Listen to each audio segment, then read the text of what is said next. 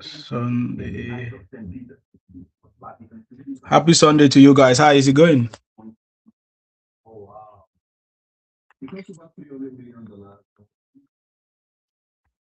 How is your Sunday going, guys? Happy. Big Brooks, where have you been? Long time, Big Brooks. Happy Sunday, guys. Guys, I just wanna relax, Happy Sunday to you, wherever you are. How are you doing? How are you doing? If you are watching me from X, YouTube, you're welcome. I think there's a topic I put there on YouTube: Trump America versus Tinubu Nigeria strategic partnership. I salute you guys. How's it going? How's it going? How you doing? Paradise. Can I hear from you, Paradise? What is going on? Mr. Seaman. I salute you. It is longest time. Long time no see. Where have you been? Where have you been? What is going on with you, sir? Okay. Yeah. Wow. How is everything? Fine. Look at somebody in the comment section. He said Yoruba blood. He said if Tinubu didn't win, I will buy you. Sorry, what do you mean? You mean if Tinubu don't win 2027, eh? Ah, God. So if you win, what do you go give me? What do you go do? Anyway, I salute you, Parada. What is going on? Where have you been? Working, right? What is going on with you? How is work and family? Everything good? Okay. Nice. I just think people doubting if the president is returning this time of I don't know for them. Oh, I don't know. They are doubting Thomas's. I mean, they not see the conference Tinubu attended in Kenya. Was it in Kenya? Yeah, Kigali. No, it's not in Kenya. Rwanda. Okay.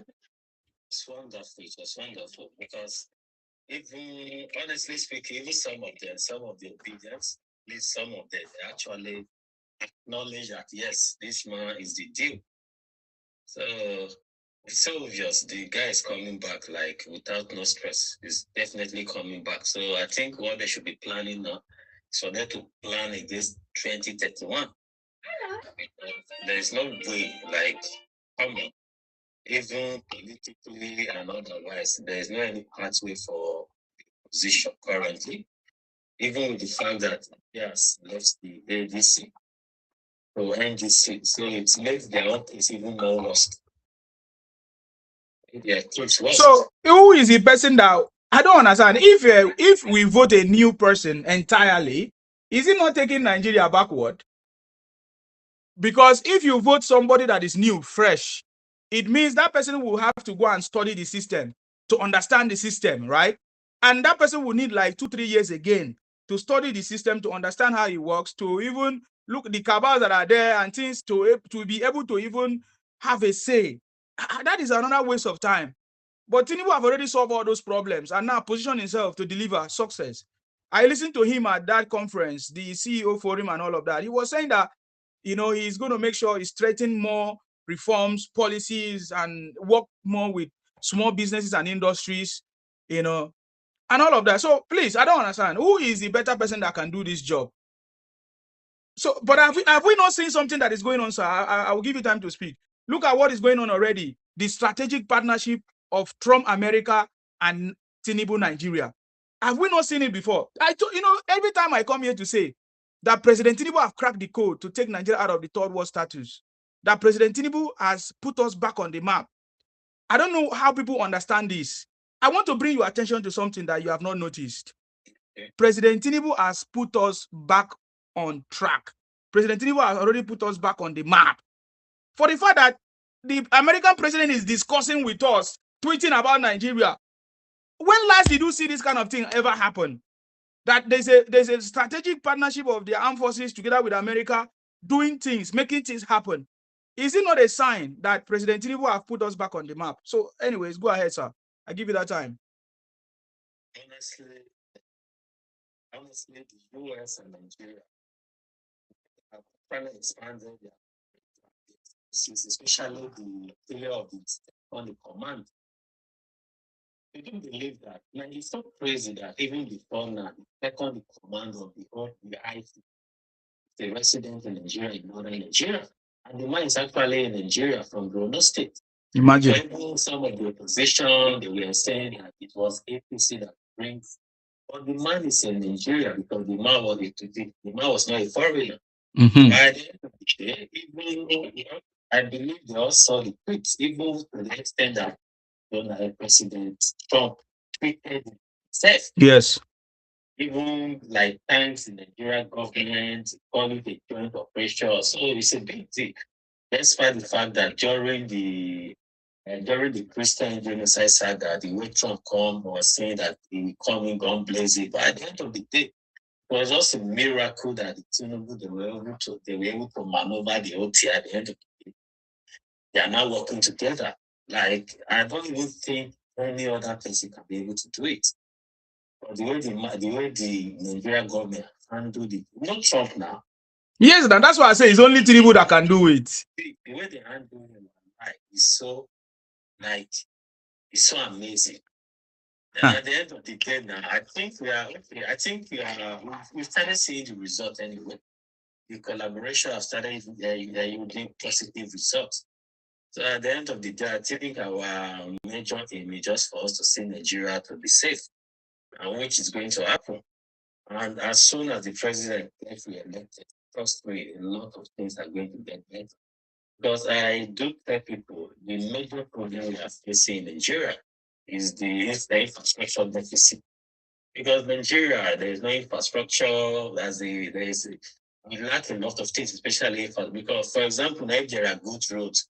There is no way a bandit can be able to stop a car in the road and kidnap person if those roads are well express. Mm-hmm. There's no way you can be able to, because most of those roads are bad, and the president with all the project he's doing, like I don't even know. Remember, he came in when he was inaugurated in 2023. Immediately, he started the Calabar Coastal Road and the one in the north. All the major projects removed fuel subsidy. It just started from the one, and in less than 3 years now, we started seeing the results. So they just have to give it anyway. It's coming back anyway. So even if those people they don't want to give him time, because if this man gets all odd in 2023, he was able to get re-elected. He was able to become president in 2023. So I don't see anything apart from maybe death. I don't see anything stopping his re-election. Mm-hmm. It's not body. And besides, who is going? Is it Atiku?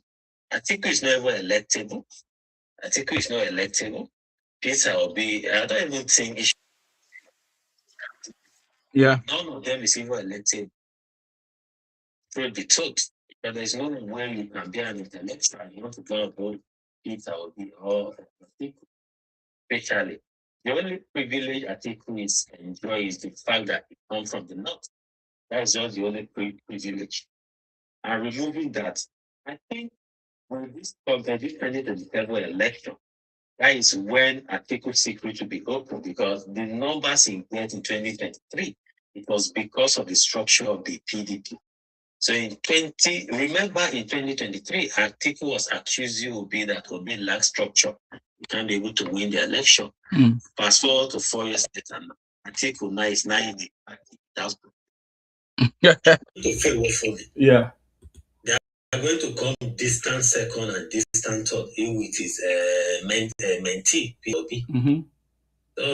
Like there's nobody like anyway, because I actually want a proper opposition so they can be able to like put the incumbent to their toes. But unfortunately, it's like the jazz man doing jazz for President Tinubu is actually so powerful, because honestly speaking, I see no reason why Obi he just suddenly just left the ADC. He just left. They even made their own case far worse. It makes their case worse. So there's no way, they don't even stand any chance at all. They don't stand any chance. They don't. Atiku is not electable, both in the northern Nigeria and the southern Nigeria. There's no part of Nigeria Atiku is electable. Okay, talking about Obi, okay, fine. Maybe the reason why Obi and Atiku considering the little, because, okay, those persons that still have the sentiment that, okay, they need an equal presidency. which to me is a valid reason. If you say you want to support the guy because you want an Igbo presidency, there's nothing wrong with that. But the fact that you want to try to convince me that the guy is competent, there's nothing competent about Obi, because it was so terrible as a governor. We are there. It was so terrible. So you can't even handle Nigeria. Come on. When you can't be able to manage a few people around your corner in the Labour Party, and you want to manage Nigeria, there's no way. So Tinubu will be re-elected with landslide victory. The numbers, in short, the gap is going to be so massive that they won't be able to shout ringy. They won't. Just take a look at the people. Look at the people they surround themselves with. Look at Obi. Look at the clowns that follows him around. They are not much at all. The incumbent will be re-elected. I think what Nigerians should be worried about is the person that is going to succeed Tinubu, for him to be able to continue from where he stopped. I think that should be our concern, not anybody coming in to take power from him in 2027. That's just it. Okay. For me, thank you very much for your submission, but I don't agree to the fact that anybody should be supporting Obi because he wants Igbo presidency. That mindset should be squashed. It's not only Igbos that are ethnic group in Nigeria, and that Wazobia mindset must be destroyed. No. I'm just saying that this is my own opinion. I listen to you. You say if somebody should support Obi because Igbo presidency. I say for me, I don't accept that idea because Wazobia is what has destroyed this country. Yeah, we need Wazo South. We need everybody on board. We need everybody to be considered and everybody respected. Everybody given equal opportunity. We don't see that happening. We are seeing a situation where Wazo South is denied. Instead, they are practicing Wazobia, where they only, praises only 3 tribes out of 200 and something. That is why the country has not moved forward, because this one is dragging.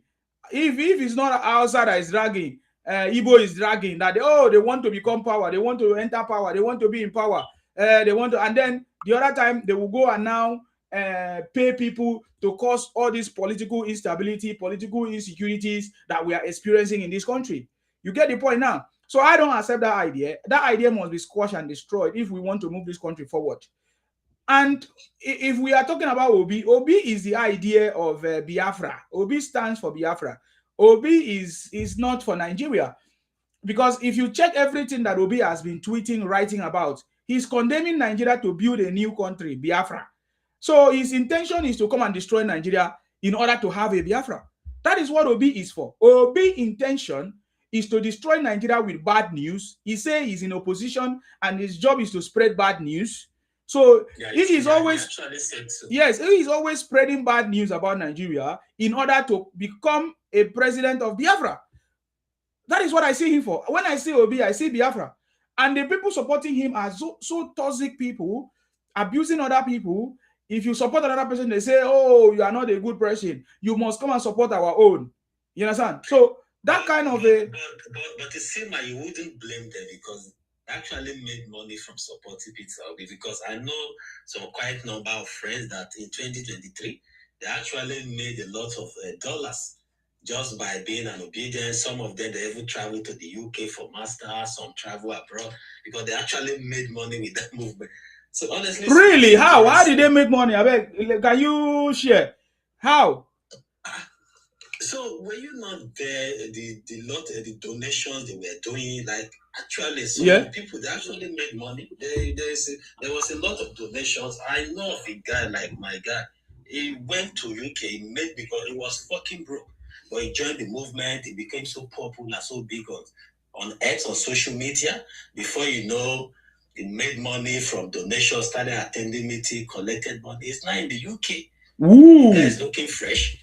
So, and some of them, they were able to grow their social media pages and this monetization with X, and they are making money. So it's not as if they're actually supporting him. because he is competent. They know the guy is not competent because, come on, there's no way. Wow, are you telling me that is what Aisha Yusuf is doing as well and others? Because I see them. They rode on the back of Obi to become a political candidate under pushed by the Igbos. Oh my God!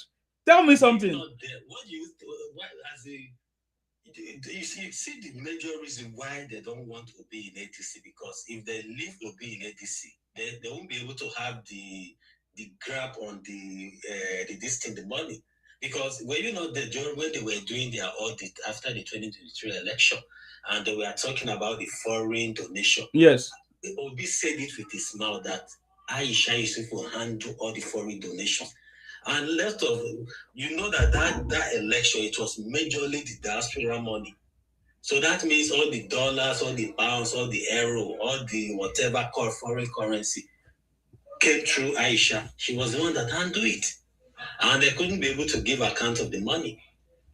So what do you think? Don't you think because Aisha, they invested so much in ADC, as they even give her a position at the end of the day? If Obi just moved, he left the party, I don't even think he even consulted properly. There was no proper consultation. He just left. Immediately, Aisha left with her.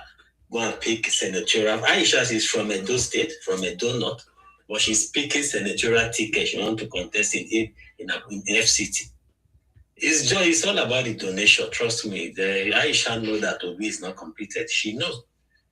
Because there's no way you can be able to accuse Buhari and you want to support Obi. There's no way. It's all about, because they actually made money. I'm so happy to hear this. So it's all about the money. Of course. So when you say that if you are supporting someone, you are making money, come on. It's all about it, because most of them, they were so broke and they were able to grow their social media pages.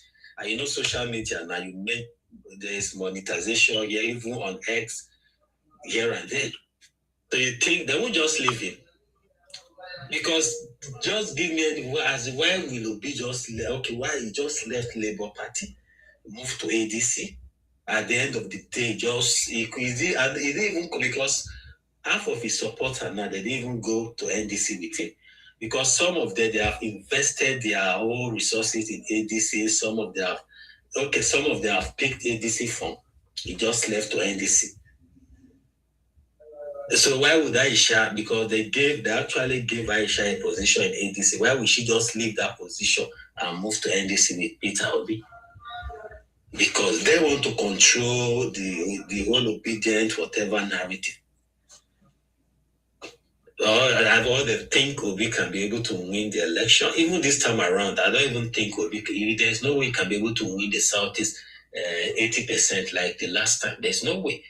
Because those governors, they are going to show him the stuff they are made of. There's no way he's going to get the 80% or the 90% he got the last time.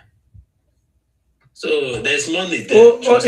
Obi is not even on the ballot now, if you are talking about that one. How is he going to be on the ballot? Is it with Kwankwaso? Kwankwaso Obi. So Kwankwaso will be the presidential candidate and Obi will be the vice. Kwankwaso will be the vice, according to... Kwankwaso will be the vice. That is never... I can bet you it will never happen. It will never happen. Me, I want to bet you. You say Nsima said it. But if Kwankwaso end up picking the ticket, that is shame on him, because... Kwankwaso can never be vice president, sir. Let's bet. The guy said it. He said he has PhD. He was speaking in Hausa because at least we still understand some Hausa. That if we want to talk about academic, it's more than him. Talk about governance, talk about everything, talk about even the vote. So why we not deputize Peter Obi? But it will be so shameful if Kwankwaso end up picking the NDC ticket anyway. But I still believe that maybe they are going to make Obi a consensus candidate. Then Kwankwaso will not deputize him. Even though it's never going to happen. I don't know why you are belittling Kwankwaso. that's how I feel. Are you saying that after the invested OK movement, Kwankwaso will just switch the who was championing OK movement? Is it Kwankwaso? He's obedient. He's obedient. So they are trying to force him. But he said that he's not going to be whatever. How can he be? It's an insult to him. To know how daft those people are, is there?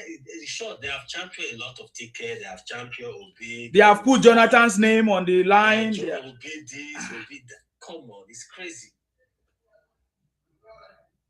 But it will be so embarrassing anyway if Kwankwaso end up picking that ticket. Honestly speaking, it will be so heartbreaking. That is for them because Obi has never done any primary elections. Even his own election when he ran as governor, he was imposed on Indiana Anambra. Even the second tenure, do you know that when he was campaigning for his re-election, he managed to defeat his opponent with just little. Like I think he won his re-election. He was rejected even in that second tenure because he failed. But if you could not be able to transform Anambra State in good solid 8 years, and you are promising people you want to transform Nigeria in 4 years, then I think they are just being delusional, or they are just deceiving themselves, honestly speaking. We know that Obi has always been a fraud, right from when it was local elections. I mean, local politics in Anambra, where he come from. Obi is a golo fraud. You people don't know what went behind even his rising as a governor in Anambra State. See, Obi, in fact, Obi took chance. Will I say, Obi destroyed many people in order for him to become a governor in Anambra State. Those are the simple ways I can use. You understand me? Can you imagine? Yes. Obi displaced people, just like he did when it has always been the lifestyle of Obi, just like what he did when he became a candidate in Labour Party. Now it's the same thing. Obi, you think that Labour Party did not have a candidate before? They had somebody. I saw those tweets. So they said they even reject them, that they didn't even give them space for their campaign when he was the governor. Even there's this latest revelation from this man, the NDC chairman before, this Ewonsu, the man that left sold ADC to Atiku. He just did interview, or is it? I think it was yesterday when he was saying that when they did the ABGA primary election, that they did that election twice and he won, he defeated Obi twice. Later, Obi now went to the late Ojukwu. It was Ojukwu that now do the abracadabra imposed. That was the guy just said it. That is the NDC former chairman, rather than ADC rather. He said he defeated Obi twice in the ABGA primaries. That was in 2020. Is it 2020 now, 2020, when Obi ran as Anambra governor. Mm-hmm. He said he won the primaries, but they want to be, because Ojukwu want to be to go. Yes, I have that video. Wait, let me look for that video. Yes, I have that video. Yes. That's what happened. Obi always do the same.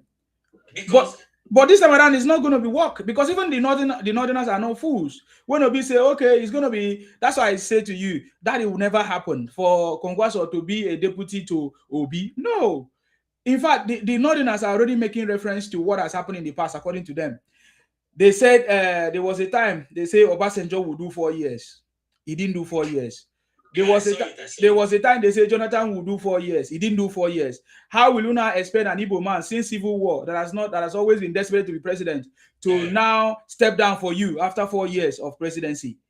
Is very easy for you to understand this. You know, with evidence that Obi is known for not keeping his promises, because he actually promised he's not going to leave Labour Party. He said, "I'm with you," like. Of course. You know, he left. Yes. Went to ADC. You are even saying he just a mere conversation in Labour. He also took an oath. He took an oath in ABGA that he will never leave ABGA. He will never leave. I saw that legendary video. Yes. I saw the video. He will never leave ABGA. He left ABGA. Now he has left many parties. So what are we talking about? So all those things are nonsense things. Anybody that believe in this Agolo fraud, you are just deceiving yourself. Obi is Agolo fraud. I can proudly tell you. I can list out many things that confirm that Obi is Agolo fraud. He's a fraud. He's a fraud to anybody who take Obi serious and want to bank on the back of Obi. Except if you are like people like Aisha Yusuf, who knows what she's doing just to collect the money. and ride on the back of Obi to become anything, you know, because they know that Igbos are desperate. They will push you to anything, and that's the same way they will leave you to fall. Exactly. So, you know, you can do it. People, I learned that there's one new comedian that has just done the same thing too, taking advantage of the process of Obi shenanigans, you know, and then is it you mean Randy Peters? Right? I don't always like mentioning his name. Yes, it's him.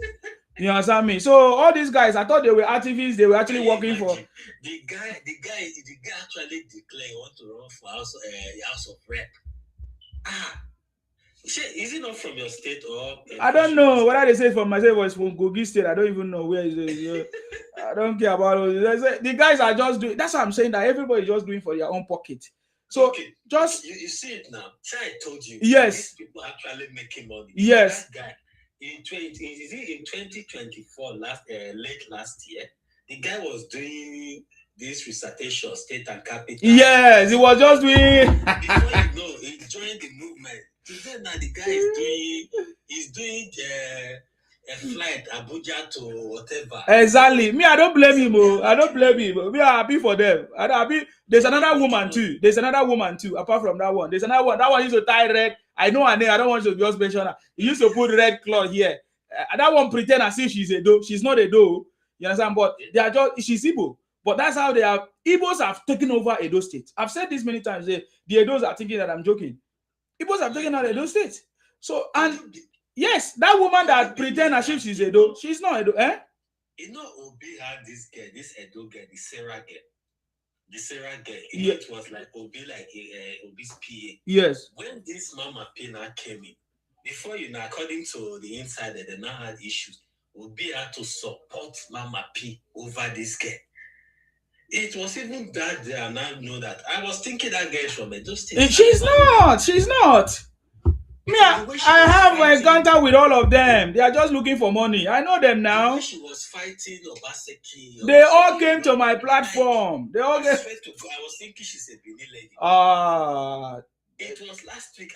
So this girl Naibo. So is that the reason Obi now left the Edo girl for this girl? Yes, now even as I'm talking to you now, according to the latest news, all the political positions I'm talking in the NDC now is now being given to Igbos. Every position is now being given to Igbos. So these are the little things that we should look at and say, is it this person that will become president of Nigeria that Nigerians will be happy? Remember, this is what their forefathers did too.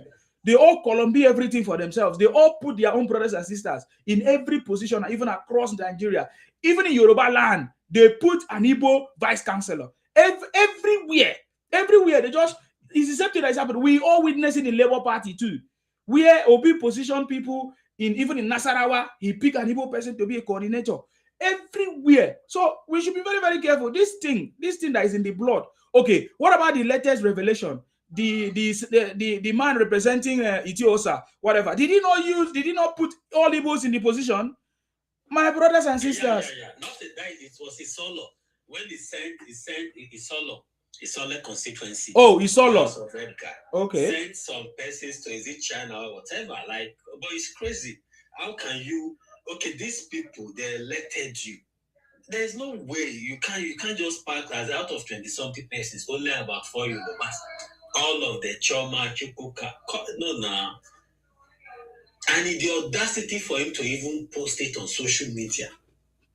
No, not that the ancestors now push up. Okay, like Emeka Ike now. He joined the NDC. Yeah, good. It's good for maybe the young ones to join the political party.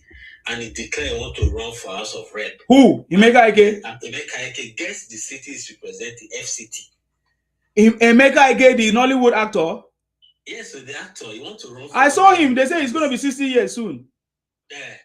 Oh, so he wants to go and run in FCT. FCT. He made a wrong choice. Like, I don't even understand. Like, so what happened to the indigenous of FCT? Ask me. That's what I'm saying. He made a wrong choice. So if Obi could not even correct things like this, because at the end of the day, they're even spoiling the ocean for Peter Obi. Because at the end of the day, they will just conclude, this is an Igbo affair, and come on, no serious person will even take them serious. Like I said, they're actually making money. Just imagine Randy Peter. he was doing state a capital, they will not give you 5,000 naira. But today, he has left those people behind. He's not doing Benin to Port Harcourt with flights, entering private jet with Peter Obi. And you say you should not die for the obedient movement. He's making money. For him to even have the audacity, he wants to run. It's not like, come on, he has actually gathered some money that he's going to use to campaign and all of that. So maybe if the latest iPhone come out, now you'll be able to afford it, live the so-called fake celebrity life that they live in Nigeria. I learned that all the celebrities in Nigeria, they put their life under pressure. They say you must not wear one cloth every day. You what? I've never seen this kind of thing. You must not wear one cloth every day. You must have a car to be a celebrity. Ah, God. I don't know why you guys are living a fake life in Nigeria. and look at the pattern. As soon as we join the bandwagon, before you know Arise TV definitely. Yes. They will once they invite you once and you speak well. Yes. They will start pushing you. They will be inviting you. Like what you've been doing for Tinubu, let's assume you now, maybe you are doing it for Peter Obi. Trust me, you will be in Arise TV because even the Arise TV, they're actually making money. Of course, from all these things. Making money. Yes. They know. You can't compare. Even the President Tinubu outing in Rwanda, come on. There is no way you will listen to these two people. There is no way. Come on. Just look at the one that Nelford is doing. Just that Nelford, that policy alone, that educational policy alone. The ripple effect, just give it 10 years. Then that is when you will not see the effect of that policy. Is it Peter Obi that maybe let's assume he came in 2023, but now maybe Nigeria would have been in civil war because that subsidy, there's no way you'll be able to see money to continue the subsidy. And before you know, you will see protests here and there. Throw the country into chaos, like what happened in Sri Lanka.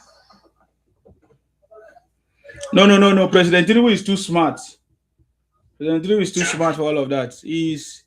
President Tinubu, in my opinion, just like I said, has defeated all defeatables. He is too smart for that. You get the point now. It's the one that, despite that, the way Trump came at him, they were happy. Trump want to come and remove him, but today, look at how we turned that difficult situation into a strategic partnership. That's what I'm saying. That is my topic today. Trump America versus Nigeria, Tinubu Nigeria strategic partnership. Because this is what everybody expected, especially the Ibotic people. The way they, first, how this thing started. Let us go back to the story. How everything started. We saw how Obi traveled from one place to another. Obi, as ambassador of bad news, according to him, as opposition of bad news bearer or carrier, every time Obi traveled to any place, his job is to go and demarket Nigeria. His job is to go and share bad news anywhere he goes. So it was not a surprise to me that immediately Obi traveled to America to meet some people somewhere.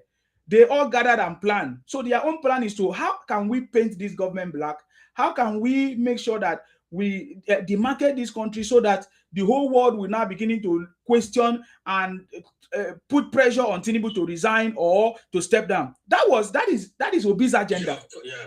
Anything that Obi is doing, that is agenda. That is his agenda. To always share bad news or to trigger something that will make people to be angry or look at Tinubu as somebody that has failed or something. So Obi traveled to America. After Obi came back, few weeks, we learned that they paid some lobby companies, they lobby all these American politicians and whatever to now begin to project a Christian genocide against Nigeria. They actually own it. They didn't even hide it. Yes, they didn't hide it. They even came out, some Igbo veterans in America and other places. They all came out and say they are the one that are sponsored. They wrote a letter, they petitioned the government and all of that about the Christian genocide. But I now cast my mind back to what one of the elders in Igbo land said. One of the elders in Igbo land, I can't remember his name now. One of the elders in Igbo land, I think that man was in PDP that time in Anambra State. He told us how Obi was using religion to destabilize Anambra State. It has, this thing that Obi is doing today has always been the method that Obi has always been using, even at local politics as a governor in Anambra State. It was free. We didn't die between the. Yes, I found the man's name. His name is Elder Dan Ulasi. He was a former PDP chairman in Anambra State. He told us how Obi used religion to divide Anambra State, that he deployed religious division tactics in Anambra to split along religious lines. Even that Ojukwu rejected him at a time because he was using religion to cause problems. So when Obi now take it to the center stage, to the national level, we all saw what happened in 2023. So I'm trying to show you a pattern about Obi. For us as an engineer, we always look at history, look at the what do you call it, the root cause of the problems, repeated patterns and everything. We can see a repeated pattern in Obi. So I'm making you to see it. Right from when Obi was a governor in Anambra, he has always been using religious tactics to cause division. Because you know that religion is a very sensitive thing. People are very sensitive to religion. Yes, very people. He used religion, he used health. That is why Obi always go to school of nursing to go and say you want to pay money, you want to donate money for them. That's another story. I will tell you the story about Obi using school of nursing as a tactics as well. Obi knows how to use all these sensitive emotional things to cajole people and deceive people. That is why we tag him Agolo fraud, because we know who Obi is. Even the Anambra State people know who Obi is. In fact, Obi was not able to join ADC in Anambra. Obi had to go to Enugu to join ADC because people in Anambra did not give him that chance because they know him very, very well. Obi cannot become anything in Anambra where he come from because the people of Anambra actually know him. So yes, so Obi deployed his religious tactics right from his local politics of a governor to national level. We saw it in 2023, how Obi went from churches to churches, telling churches that they should take back their country and forget about the Muslims. You see the point? So Obi always used religious tactics.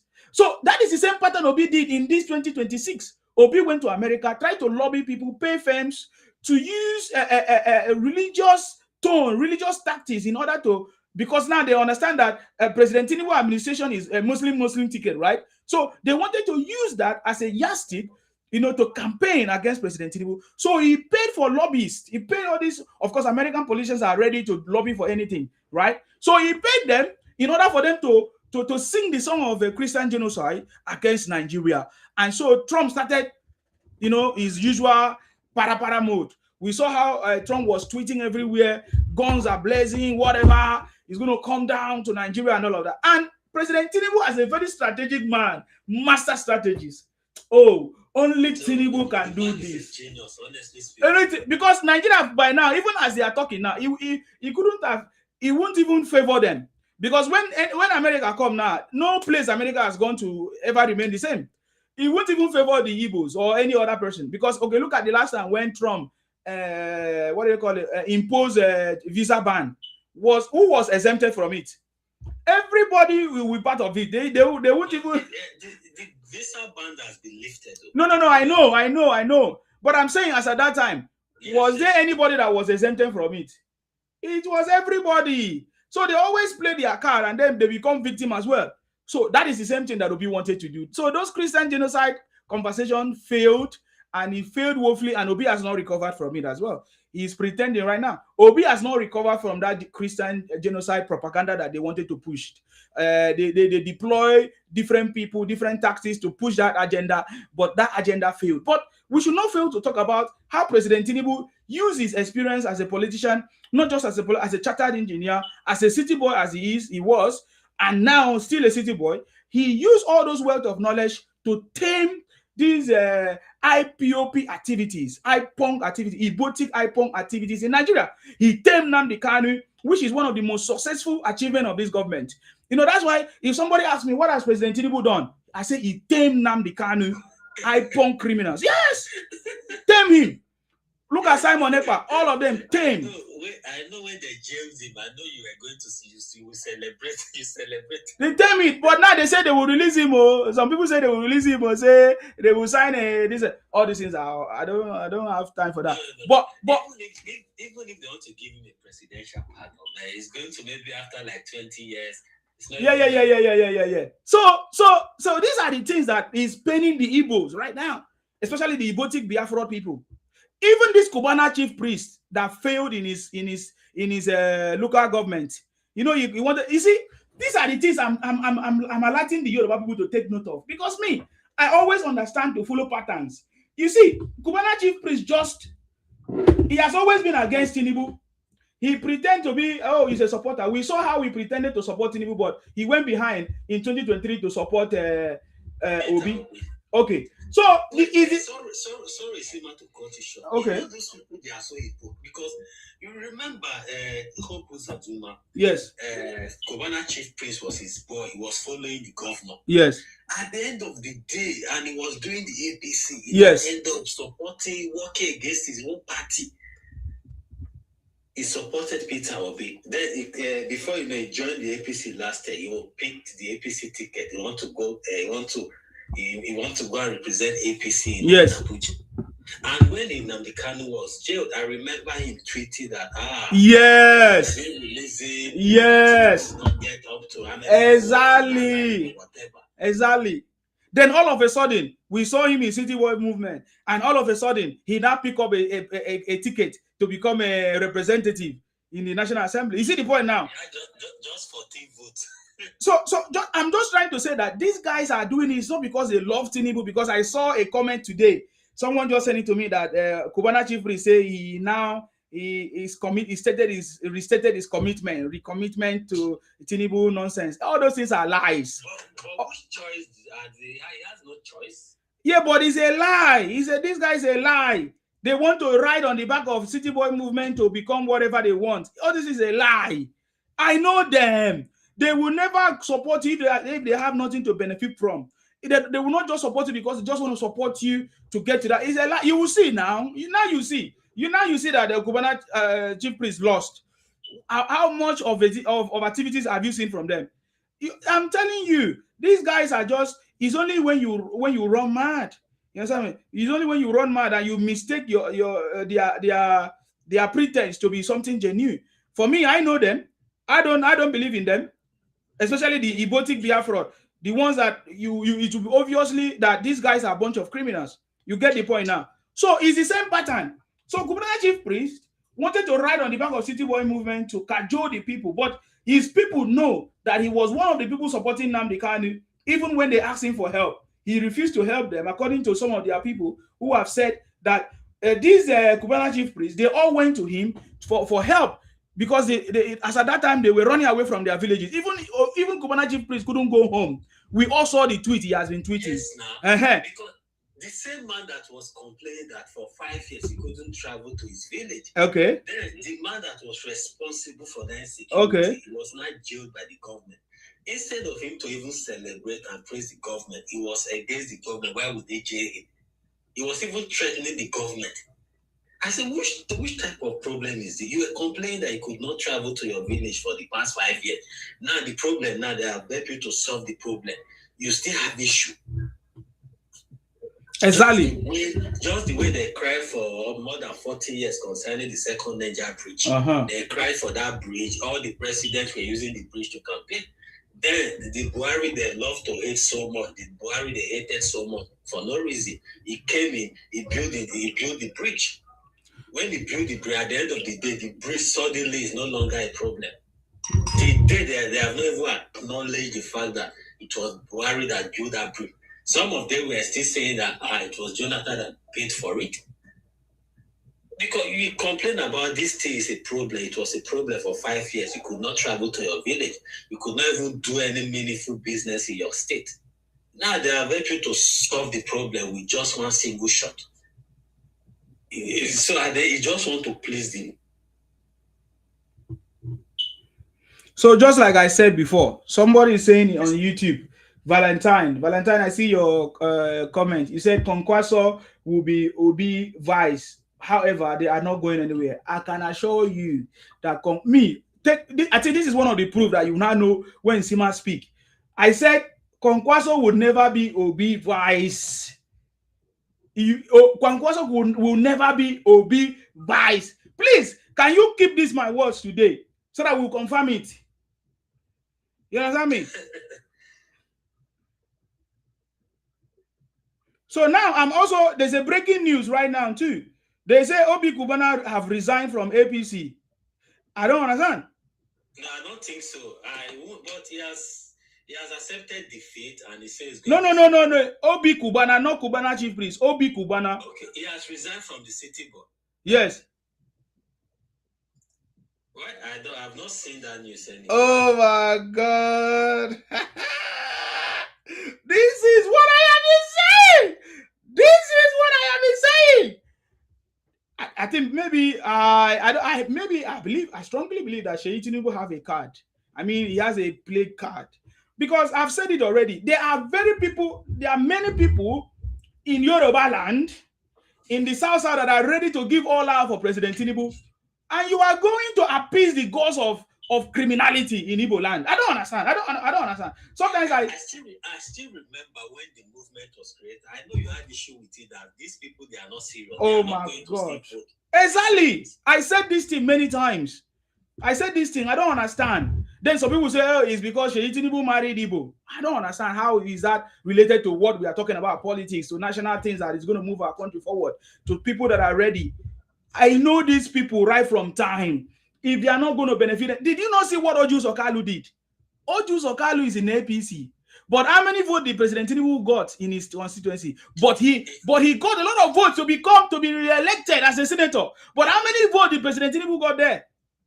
No, that 2023, it was so obvious. They all worked against their own party. Because there's no way you can be able to get vote that get you re-elected. And your president, you are just giving like 2%. It was crazy. And at the end of the day, the man started crying on national television. He wanted to become Senate president. As how now? You want to become Senate president? Where Akpabio was there, that despite the fact that this team was able to deliver some percentage of vote. He was crying. Before you know it, they will now started crying marginalization. But I just believe this time around, I think maybe they have learned their lesson. So maybe after 2027 election, we'll see the numbers they will bring out. So let's see if the Senate presidency will get to them this time around. Sir, this is how I flip that conversation. It is not for them to learn their lessons. Do you learn your lesson? While hoping and working with them, expecting whatever from them. Do we learn our own lesson? Because you can't be expecting them to learn lesson. Have you learned your lesson? Do you now understand the full picture of who these people are? So that you can be able to, if at all you want to work with them in the future, you can be able to know how to work with them. I still feel like many people, especially the Yorubas, do not understand, have not learned the lesson. Because they say, because I keep hearing Yorubas saying Igbos have learned their lesson, and that now that the Yorubas have decided and many things have changed. You people have not learned your lesson. Because the Igbos never stop. They can pause. They have a strategy. They will pause. If you too push them, they will pause as if they have forgotten. But it's like, because you know that even the city boy movement, it was so obvious. It was just created just because of them. So I felt no. That was well, maybe that is what they did, but that was wrong. How can city boy was created just because of them? I don't think that is correct, though. How? Why did you say so, sir? Because when the movement came out, like there were. So when did the movement came out? I think this year. Is this 2026? I think it should be. This is a movement that we already created a long time ago. We created City Boy movement in 2023, immediately after President Tinubu won the election. Even before. Serious? I created the movement, yes. But it was unveiled in this 2026, right? Well, they decided to do whatever they did. It's not that it was unveiled. They decided to do whatever they did on ground anyways. And then the first place that they unveiled it was in the Southeast. Maybe that's what you are referring to. That is what I'm saying, because it was unveiled in the Southeast and they were at the center, they were at the center of the whole movement, whatever. But it will be so unfortunate if Kubana chief priest, if Obi Kubana. actually resign. Yeah, I've actually got some messages that they said that he has resigned, but I haven't actually got a speech from him. But yeah, there are some. They should have learned their lessons by now, because if President Wari ruled that country for good 8 years without getting 5% vote from your region, and Tinubu came in for the third time, win the election without getting 2%. And I think it's high time they should be able to use their teeth use their tongue to count their teeth. Come on, if these people can do this thing without us, so I see no reason why they'll be playing this nonsense game they are playing. Well, let's just give them the benefit of the doubt. Trust an Igbo man at your own peril. That's all I can tell you. I remember that time you were complaining that they should forget about them. They are not going to do anything. Then they won't vote. But if you check now, but actually APC has done a lot of infrastructure for them compared to those the PDP they were trying to kill themselves for. Yeah, but the thing everybody is still not understanding from what you are saying. They are not looking at what they don't want. It's not what you are doing for them. As long as Igbo man is not there, you are marginalizing them. They don't value what you are doing. As long as it's not an Igbo man that is there. If it's not an Igbo man, forget it. It must be an Igbo man to be there, so that that is when they will be satisfied. Is exactly what is happening right now in Abia State. As an Igbo man that is there, whether he did something or he doesn't do anything, they will praise him and say, you are doing well. They have that strategy of always praising themselves, even when they have done something wrong. Have you seen Obi condemn any of their bad activities that is going on? Obi have not. That is his strategy. So you don't understand it. You are saying even if Tinubu build the heaven in the southeast, they will never. You understand me? Even Tinubu build heaven for them. Is it not Tinubu that gave them the market in Lagos? What about the Southeast Development Group? Okay, what about the Southeast Development Commission? Have they even talked about it? Right, yeah. Have they even talked about it? Okay, what about the second Niger bridge from Buhari? Did they appreciate it? I don't know why we are wasting time. Sheyi Tinubu and others and all. We are just look at the people that are serving, the people that have sacrificed enough for even this government. Nothing ever reached them. Nothing ever even reached them. You are going to waste money on Ibotic people. There are many Yorubas, there are many people who sacrifice, who have lost their life, lost their integrity, cannot even walk freely because of their sacrifice for APC and Tinubu.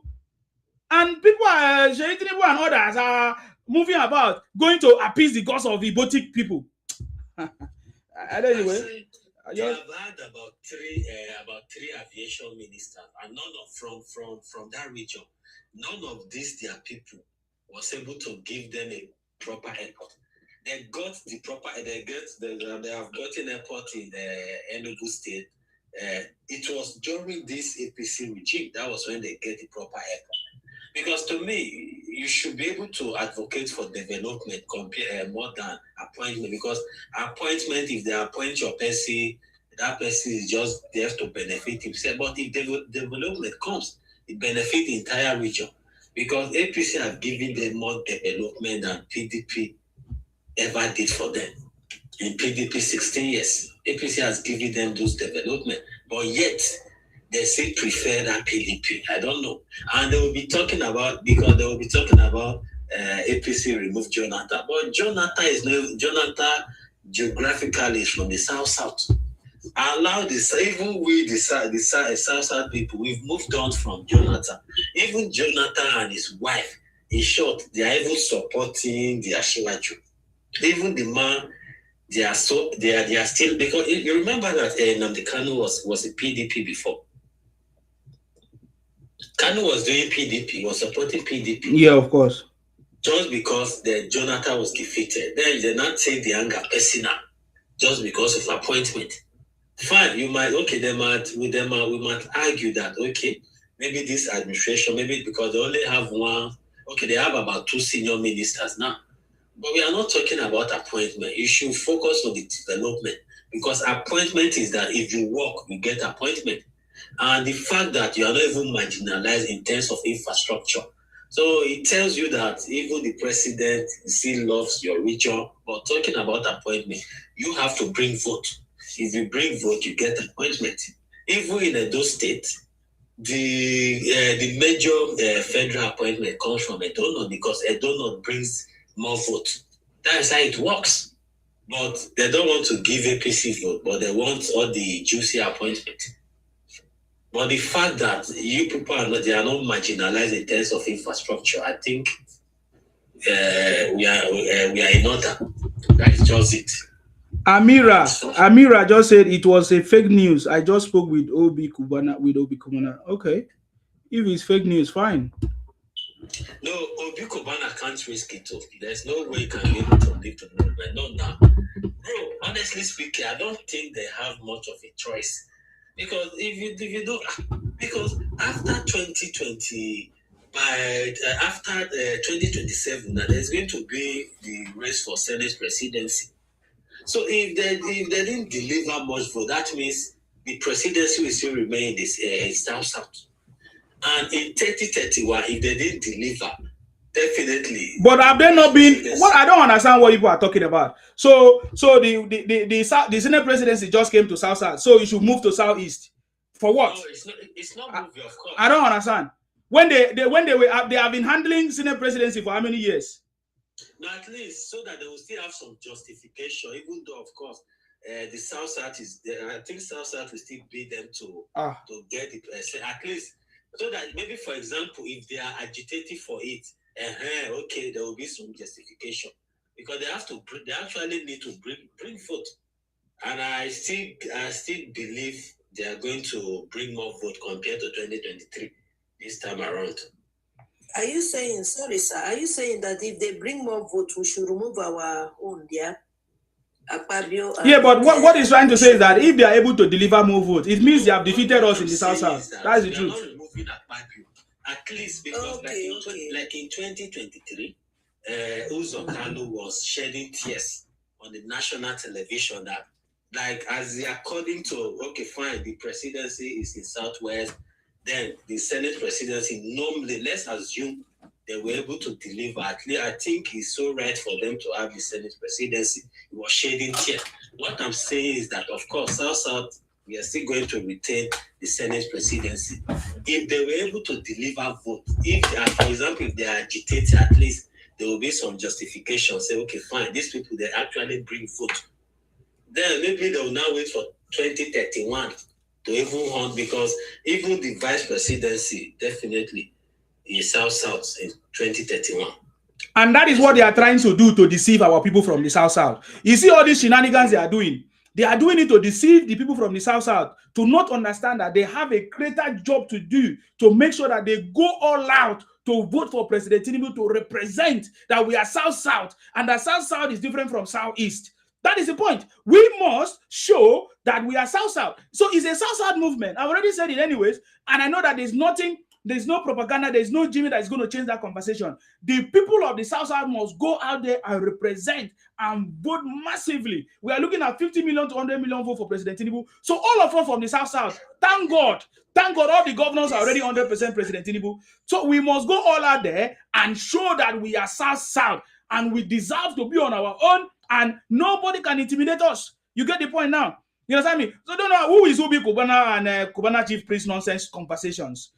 Just one tribe. When you see South, we represent more than 5 or 10 tribes in the South.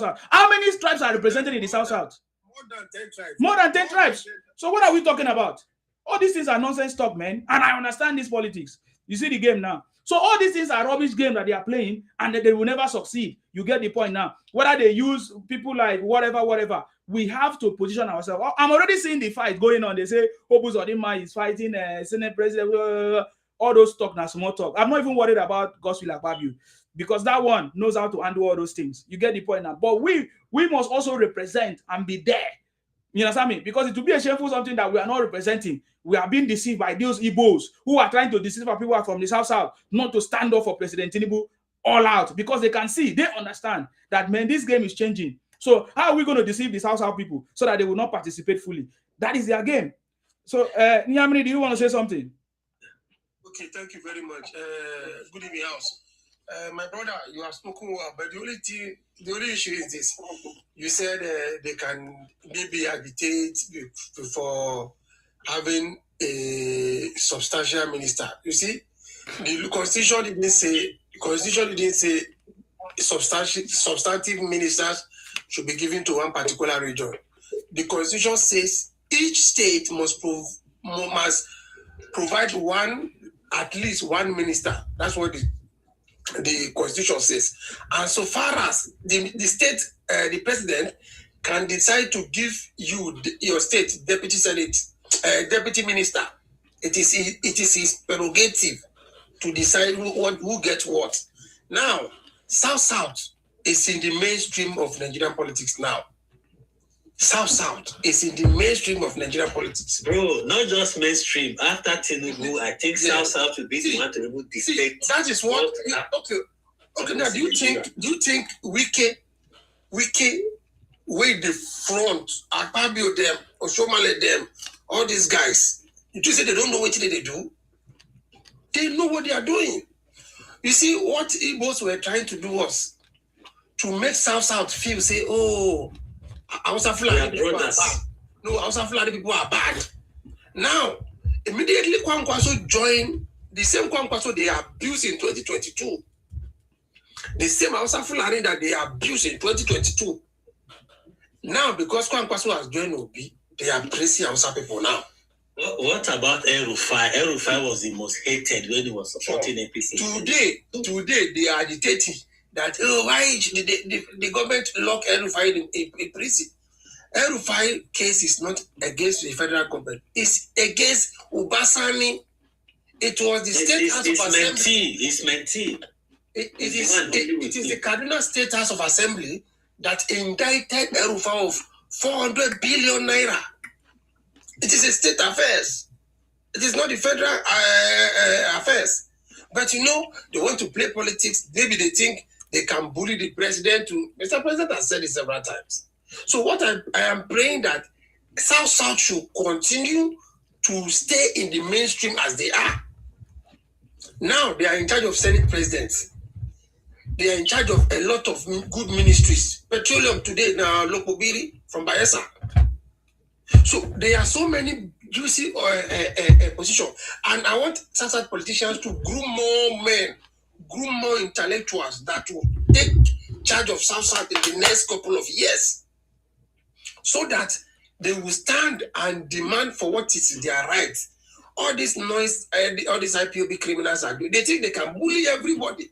Now, it was when they hijacked Jonathan government that they were singing high horses, all praises. But today, because Jonathan said he will consult people either to contest or not, one Igbo woman came on social media.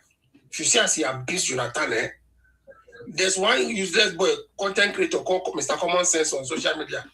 If you see as the boy came out to come and abuse Jonathan, simple because the man said he will consult and maybe think of contesting. Doesn't he has a right to contest? Do you understand?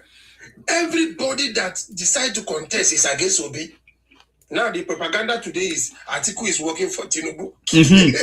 Yes, because VDM came out and said that Jonathan, that there is Tinubu that put Jonathan there to divide Obi's vote.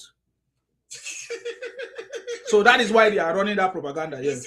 My brother, in Nigeria, you see this Igbo youth, there are two people they think for them.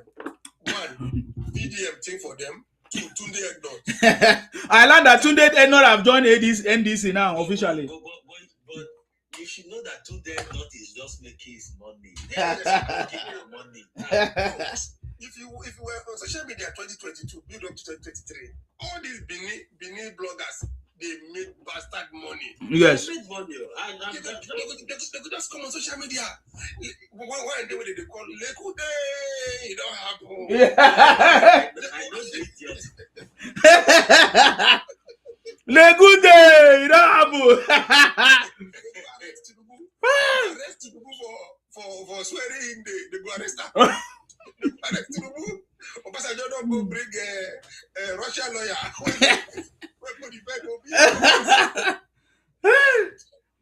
But you see, you actually tried that 2022. See, I swear to God, I beg. You need to contact this APC. So you need to find way to see. Your skill was to see. You tried. To worry you, I tell you. Don't worry. No, we don't need to be rushing for anything. If I deserve anything, whatever I deserve gets to me. That's what I believe. By the grace of God. Yeah. So, overwork the worry you. I tell you this. You are very correct, though. Those are no bloggers. Ha! Écoutez!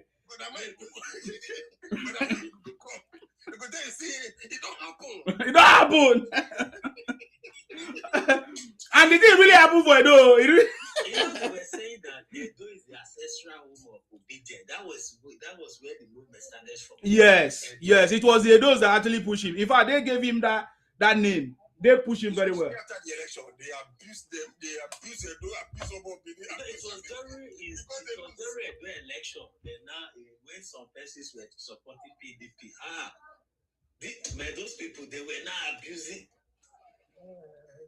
And I'll say the truth. You are welcome, ma.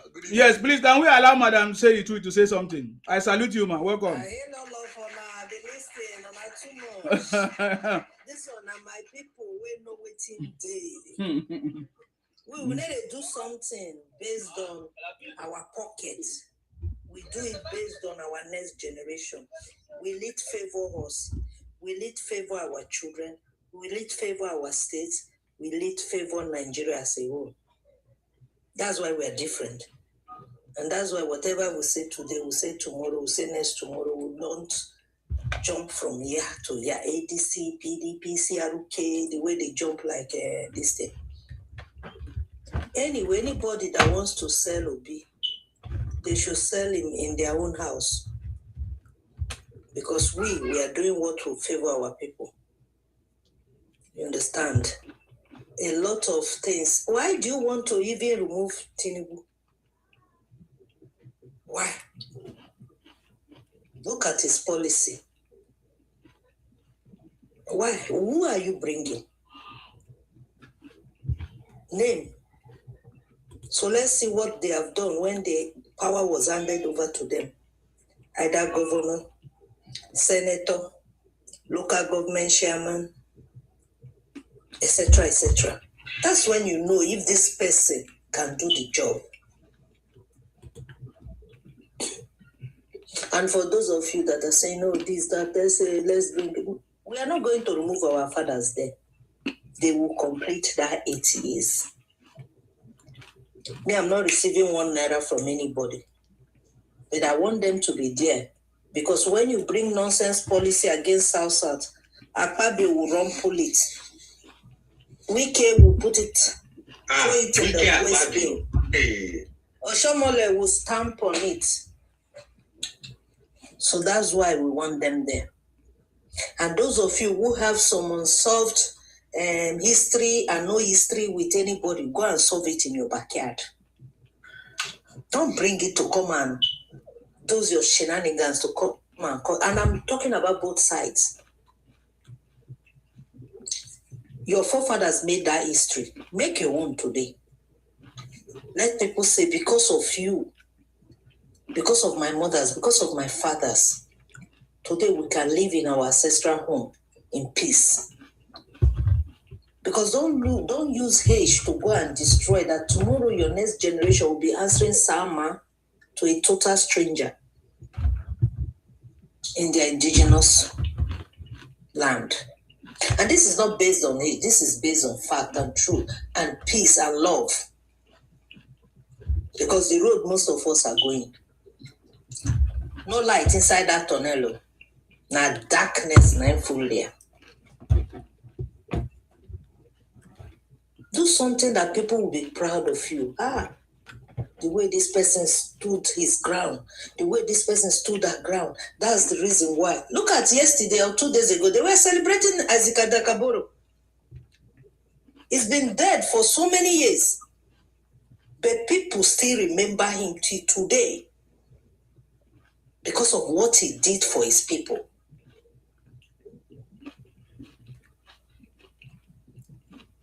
So it's not about you always. I've been listening to you people. This one, he said, it don't happen. Pocket, they fill their pocket. They don't care about the next generation. They don't care about the children they are bringing into the world, as long as they have that change. No. First, is it going to favor your people?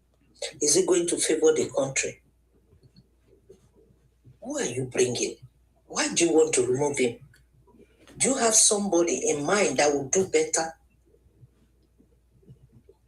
I was listening to a video, I think it's from the Edo State governor, that all this insecurity, all this pipe is opposition. I mean, I said it. If you use that insecurity to campaign, now you they buy people.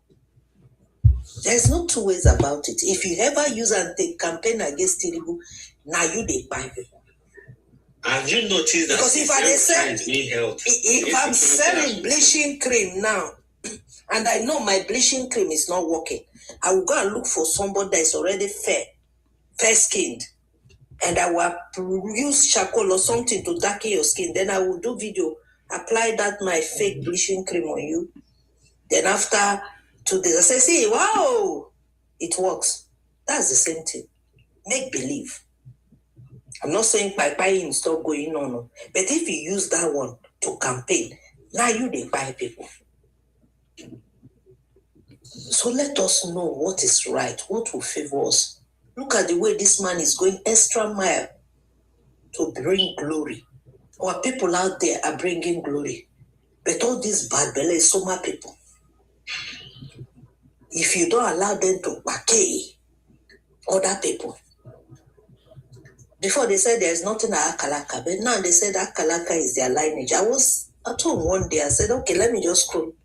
They started.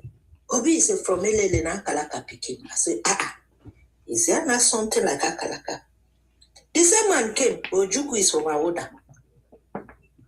Then they said, well, Epa is from Calabar. Why? Because they knew now they cannot package us. Mm-hmm. So now they want to claim to be us.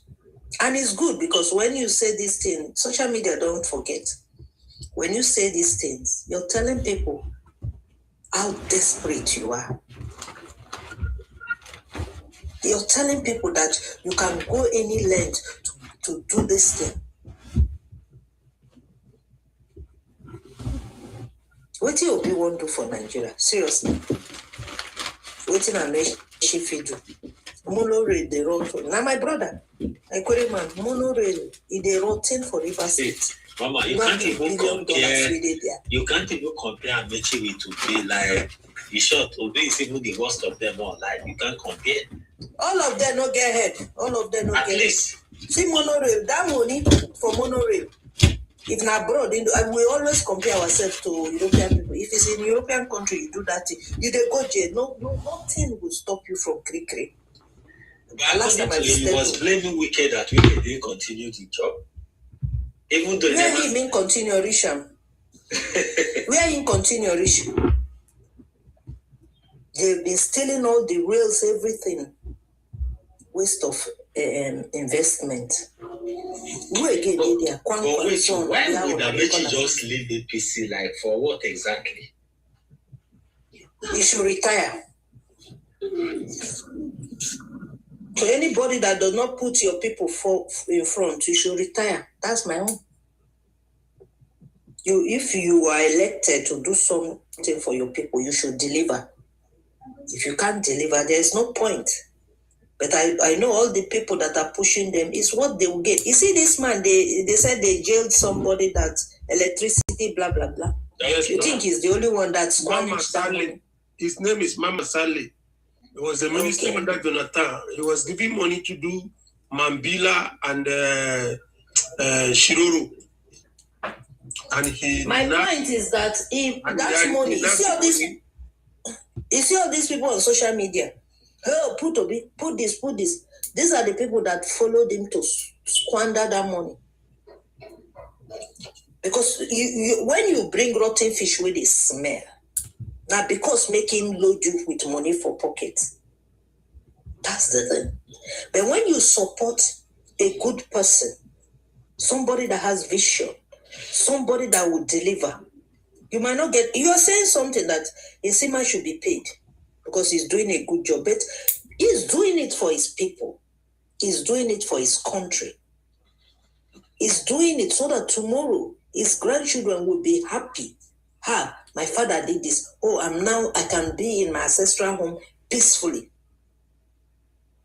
Support who comes with good policy that will favor your people. That will not because that wisdom. Play politics that will favor your people. That will not because now wisdom. You don't have to like Tinubu. There is this policy going to favor your people. That's the question you will ask yourself. Even northern people, they rejoice, then they dance for him. Is his policy good? That's the question you should ask yourself. And those rotten fish where they carry, they wear their face. What type of policy, what type of change will they bring for your people? Use your head well. My advice, not because. Let me allow other people to talk. Thank you, Mr. Sister, please, I have a question for you, please. I just have a simple question. Being a Korean woman, please, for social media, if I they watch Wiki, because I like Wiki and they follow in videos, and they see people they write in Yerishi, I bet waiting with the meaning. Yes, Yerishi. You don't know it. Wiki is Yerishi now. Yes. People will tell in Yerishi. I say, they all say this is not being insult before me I go attack them all. No, it's not insult. Now, people say they write and not be insult. No insult. I like the man, I know they won't make any point they attack the man. He's a straightforward guy. He's a straightforward guy. In dance, then they sweet me pass. Oh, that's in dance. You go throw one leg, come bend. Don't go here, let me go throw the second one. I know. Musician. Now only God know where we can go carry those musicians come. They'll be wicked musicians. No, they know what he like. They know what he like. And in they play politics, we go. Those musicians, they sabi head wicked. They sabi turn in my head. Before you go know, now we get you the fear. They come. He said, we get and they fear you. Oh. We get and they fear you. Oh. Now, man, you be. Man. You know, when he push hype people, when they go buy our security men for Oyibo. Oyibo, no be Oyibo. Oyibo, yes. They can say they no go vote him. They go, he come and say, no vote me. That is a man. And he say, if you continue, he go buy you. You know, carry your dead body, give your people. He go bury on her for mass grave. You know they hide man. Making a man, he dealt with them, or if not that action, they would have taken over River State now. I wish Tinubu can move Wiki to power sector. Seriously. And he will deliver. See, he will deliver. My sister. That's what I'm saying. Is my beg I bust your head. Do you know who jailed Mama Sally 75 years? Now the same justice or motor shop. That guy didn't go. Our motor shop. No, they go. See. That guy name they give I beg. You get what he talk now about Wike. Allow Wike to do his job where in do, because everybody get where he feel good. You understand me? So I think where Wike dey now, like say na own area be that. Wike know how to do development. Wike know how to build. I think that position fit him. Yeah. So just allow him. Yeah. Except say if you see what he did in River State. The guy changed River. If I go River State, I know I go River State again. Now there I grow up, do my school and everything. But the guy make things happen. You understand me? So leave Wike making the especially now he say he won't go that sector. Why would anybody not love Wike like Wike? Hold on. Let's give some another person, but a user. I think that fake pastor be that. Or user, is your turn to speak. Instead they pray those prayers. He don't change name, but still they use in fake account sometimes. Can we hear from you, user? Oh, if like saying that our Yoruba brother will change phone number. Hello. Okay, I didn't know you put me in already. That is Olusegun. Okay. I salute you, sir. Yes. Yo, man. I salute you. I don't laugh, tire. Okay. You guys are interesting, very, very interesting. I'm telling you. Yes. Anyway, the ball is on control now. Things are moving. Like you said about Obi Kubana, you've said it before here on this platform. Yes. About their gimmicks and all those stuff. Definitely. You said it before. So you never rely on them or on anything. The competition is now between the Southeast and the South to produce the Southern person. That is after 2031, after 2000, after the power shift to North, and when it comes back to the South. So just like you rightly said, I'm in full support of what you said, that South should dust their shoes, buckle their shoes, tighten up their belt. It's high time they stand on their feet and make sure they try to compete. You understand? Because they've really done the job, and South is for Baba at the moment. So there's no going back. So all these things you are just shouting is all about politics. Nsima.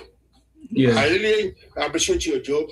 Thank you, what you are doing. I'm still very much with you. If there's so much crowd on it, you can still leave me there. Okay. I'm still with you. All right. Still with you. No worries, sir. Yeah. Thank you very much. I appreciate you. You're welcome. Thank you very much. Thank you very much. Paradise, you were saying something about Wiki. No, I see no reason because I see no reason why anyone will even hate that man, because in terms of talking about the politics, no, he's just too good. Like, apart from after Asiwaju, like, it's just Wiki. Like, there's no way. So why do you think Nnamdi Kanu and Igbos put a bounty on Wiki's head? 100 million bounty. No, I was aware during whether it's when he went to go and finish them off. Yes. Like, because if not that Wiki is Wiki, they would have taken over River State. Because that is how a leader should be. Like, just finish them once and for all. There is no point sugarcoating, trying to pet anybody. Let's assume that Wiki. Maybe Wiki, no, Wiki, come on. I think South, we are just so lucky to even have such a man as a politician, honestly speaking. And these people, I remember when Peter Obi went to River State in 2023, when he went there and he was begging Wiki to just give them the state for federal, then they should keep the governorship power. No, the obedient, they were hailing him, Wiki. But suddenly, when the alliance now shift, of course, we can have to choose now. There's no way you can be able to leave Asiwaju for Peter Obi when they now shift alliance and they started insulting him. Because that is how they behave. Because even the devil, if the devil can just come and say Peter Obi for president, they will even blame God for accusing the devil of sinning. Because it happens in El-Rufai, because they hated El-Rufai so much. Because even the Christian journalists that started from Kaduna, say El-Rufai was buying people in southern Kaduna, they started projecting it during El-Rufai, but suddenly, because El-Rufai now joined their team in the name of they want to remove the incumbent president, before you know, honestly speaking, the obedient, they have started whitewashing this guy, telling us how wonderful El-Rufai was as governor. So it tells you that these people, they are just so hypocrite. They are, apart from saying they are so daft. Anybody just support Peter Obi, they don't have problem. Okay, let's hear from Femi. Femi, are you there to speak? Go ahead. Thank you very much, Paradise. Yes, I'm here, Osima. I salute you. You are welcome. Go ahead. Good to hear your voice again. Thank you very much, sir. Akwa Ibom, hayaya. Tinubu, ayaya. Tinubu, ayaya. All of us, we are ayaya. Yes, so. Go ahead. Okay. I just want to talk about Kwakwanso and Obi. You know, I watched an interview that Kwakwanso had with Charles Ainagulu of Arise. And there he said he was ready to be vice to Obi. You understand? So he is ready to be the running mate to Obi or anybody if the party gives him that privilege.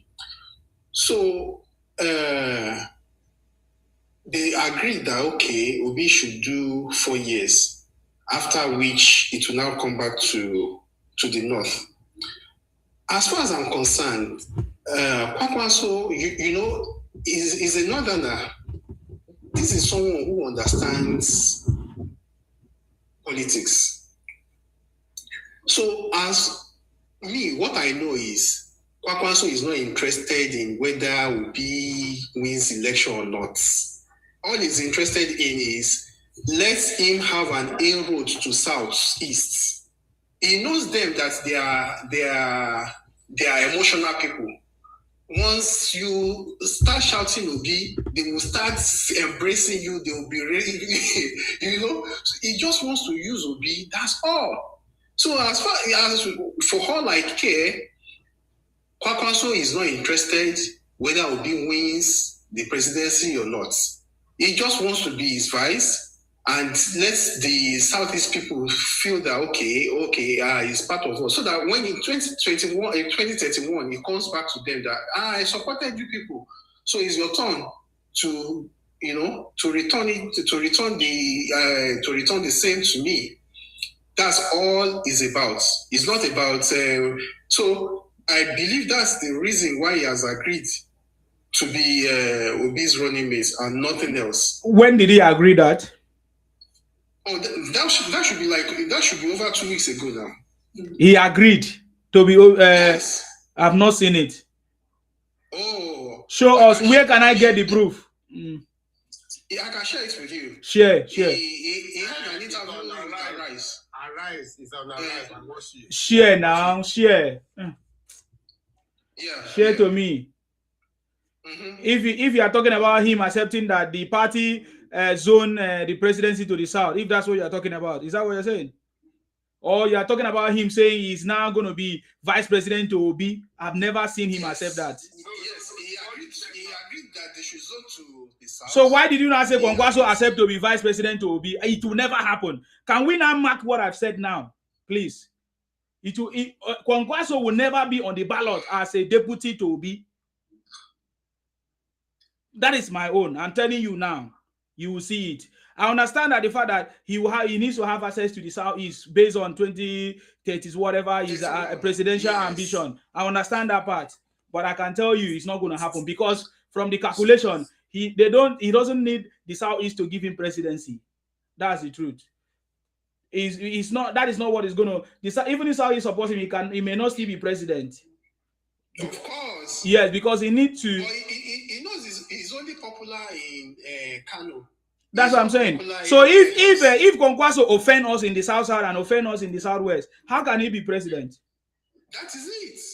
So it's not. I don't believe it. Kwankwaso did not. He will never belittle himself. I can assure you that he knows that even the North will not support him because they know what Obi stand for. What the Igbos.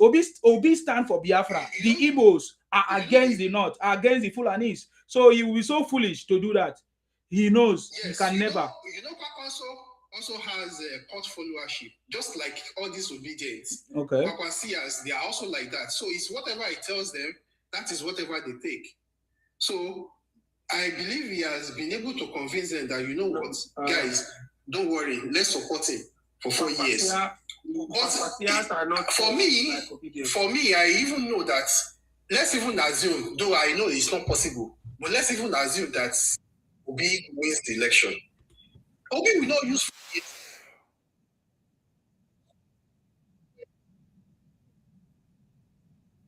4 years. It is a lie. Because Obi doesn't have a mind of his own. Alanda even say even if they give him even 2 years. Alanda, he said even if they should give him 2 years. This is someone who doesn't have a mind of his So it is whatever this obedience. No, we are the one that is not paying attention to what Obi is trying to tell us. Obi is a desperate person. Obi, this is what desperate people do. You get the point now. I know. And when they are doing it, they don't know. It's just like what happened in the UK just 2 days ago. There's a group of people that want to come and protest in the UK against everything that the Prime Minister is doing. If you need to see how the Prime Minister was so desperate, the Prime Minister said, we will have to stop those people from coming to protest, this and that and that. You will not know when you are doing this thing, because when you are desperate, you will never know. Because as he's doing that thing, he shows that he's so desperate, he's showing that he's afraid of the protest or the people rising up. So that is the same thing that Obi is doing. When he was making that statement, he does not know that he is showing how desperate he is, that he can just do anything in order for him to just emerge president. He says, even with a gun pointed to my head, exactly, we don't do more than 4 years. I said, look at the person talking. Do you have a mind of your own? This is someone that it is the obedience that are tossing you up and down. You are supposed to be the leader. You are supposed to be the one showing them the way. Okay, this is how we're going. This is where we are going. You went to ADC. They are the one giving you condition that it's Obi or nothing. If you are not on the ballots, we are not following you. And you believe, okay, this is what you should do. You can't follow the same template that Tinubu followed that time. That, okay, you know what? Let's agree. Let one person do this thing. I will support. Now, when that person is done, then it will be my turn. Let them support me. That is exactly the same template that Tinubu used. And now you think you can win election. How? You are even diminished your chances the more by going to NDC. What is the structure of NDC? How many places do they have wards? How many places do they have? How many councillors do they have? How many chairmen do they have? Do they have any governor who is going to stand in for them on election day? So it's in fact, he just messed up his chances. Go and write it down. It's well, in fact, Kenneth said it that his political career started even before he joined them. So he has even done more damage to his political career by that move. Olatunji said, thank you very much, Amy. Olatunji said, when will NDC conduct their primaries? Very good question. Now let us listen to this. Roof Olowo, I'm coming to you now. Let us listen to this and pay attention. This is Concurso, one-on-one with Concurso. Let's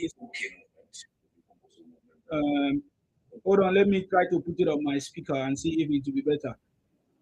This is OB movement and Concurso movement. Now, I believe this is their desperate brother trying to interview him as well. So, because he want to get that thing from him that Obi will be his boy. I know that is why they want to interview him to hear from him. So let me just play this so that we pay attention. Now listen. Social media. Your alliance with Obi beyond just the presidential election that we're looking out for. What are your concerns? What are you worried? Are you worried that ideologically your movements and that of its movements may have challenges along the way? Well, in the last couple of weeks, actually, we tried to check what the obedience were up to politically. What the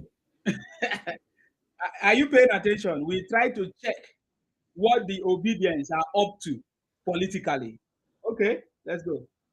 Want to do for Nigeria. And of course, when we compare the two movements, we realize that our goal is more or less the same. Meaning, in summary, that we want to make Nigeria a better place for all of us, especially the young men and women who are very good people in this country who need the attention of government. Of course, they don't need too much. Basic things, education, job opportunities, security, and so on and so forth. These are the issues that are on the ground. And we also agreed that extra. That one is studio. This thing is not for me. Their connection is not bad. So one thing I wanted to comment on this is when I see this video, they say Kwankwaso is NDC chieftain. Kwankwaso that used to be ANPP, all of a sudden now he became a NDC chieftain because he just joined NDC which day? Few days ago. My brother, this politics is a very funny game. I just wanted to comment. Let's go ahead. Look at our blueprint. Okay, go ahead. But I still have a lot to play. But go ahead. I want to say, if that said security, is this region secured? Talk about education. How many people in this region are? Okay. So you cannot fix your own. You want to fix the whole 300. All of a sudden, yes. That's very good. Okay, let me just finish this video. Then we can. Yeah. Hold on. So far, but based on our discussions with them, I believe we have one target, making Nigeria. When whoever said the ticket of Obi Kwankwaso is almost a done deal, and the decision of the party. Any worries that this might change? Well, I'm not sure if anything will change. We're happy with the party, and the party is also very happy with us. Both of us are loyal party members. Both of us have the good interest of the country at heart, and so also the party itself. So I don't think anything will change between now and the end of the month, because it's like everybody is happy. So Nigerians can expect Obi and Kwankwaso on the joint ticket of NDC in 2027. Well, I believe so, and talking to the party, I think that is their mindset. And once that is done, but even before now, I'm talking about the OK. Yes. Before it was zoned to the south, the obedience were saying OK, and people from our own side, the Concosia, were saying KO. Mm-hmm. So, whichever the case now, because the party has settled that now, yes. That's why we have seen young men and women across the country and even beyond working so hard for offices in the world, in the local level, in the state, in Abuja, in abroad, and anywhere. And people are ready to make sacrifices because it's in a situation as it stands today. Everybody is looking for a way out because the status quo is not good enough. And therefore, people are working around the clock independently. And of course, they decided they are doing it voluntarily. We're happy about it, and that's how politics should be.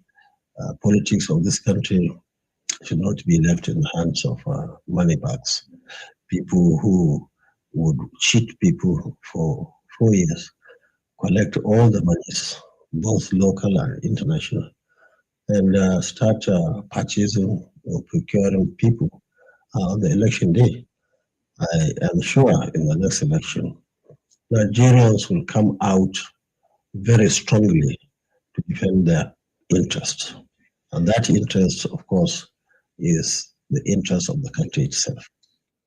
Okay, fine. So from what I understand from this video, he said that is the vision of the Kwankwaso movement and that of Obedient aligns. So that is why they are happy, the party is happy, and all of them are coming together. So they were thinking about OK and KO. So now that the party have said it's going to zone it to the south, which means that settles it, which means it's going to be OK.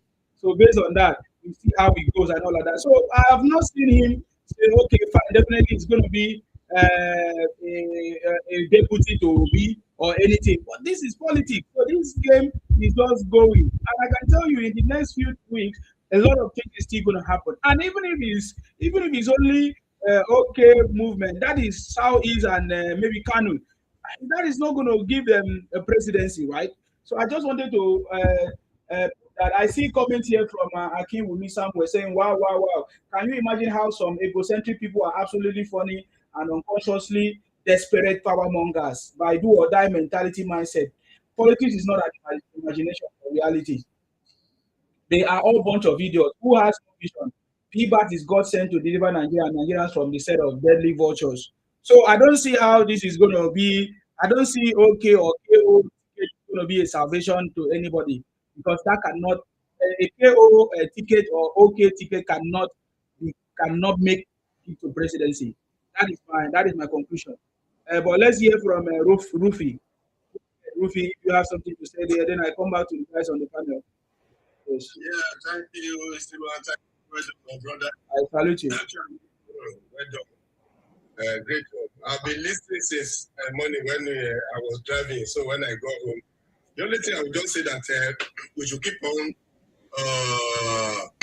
promoting Baba Asiwaju for the 2027 because I can see, like you have just said now, a lot of alliances are amending. People are bribing themselves just to defeat Asiwaju. Yeah. And I know that whatever they are doing, they are just trying to, people that want to defeat now, they start begging. You know that NDC, they went to Ambode to come to, they want to take Lagos. And now Ambode did not even exist there. I said, look at you, why are you so desperate?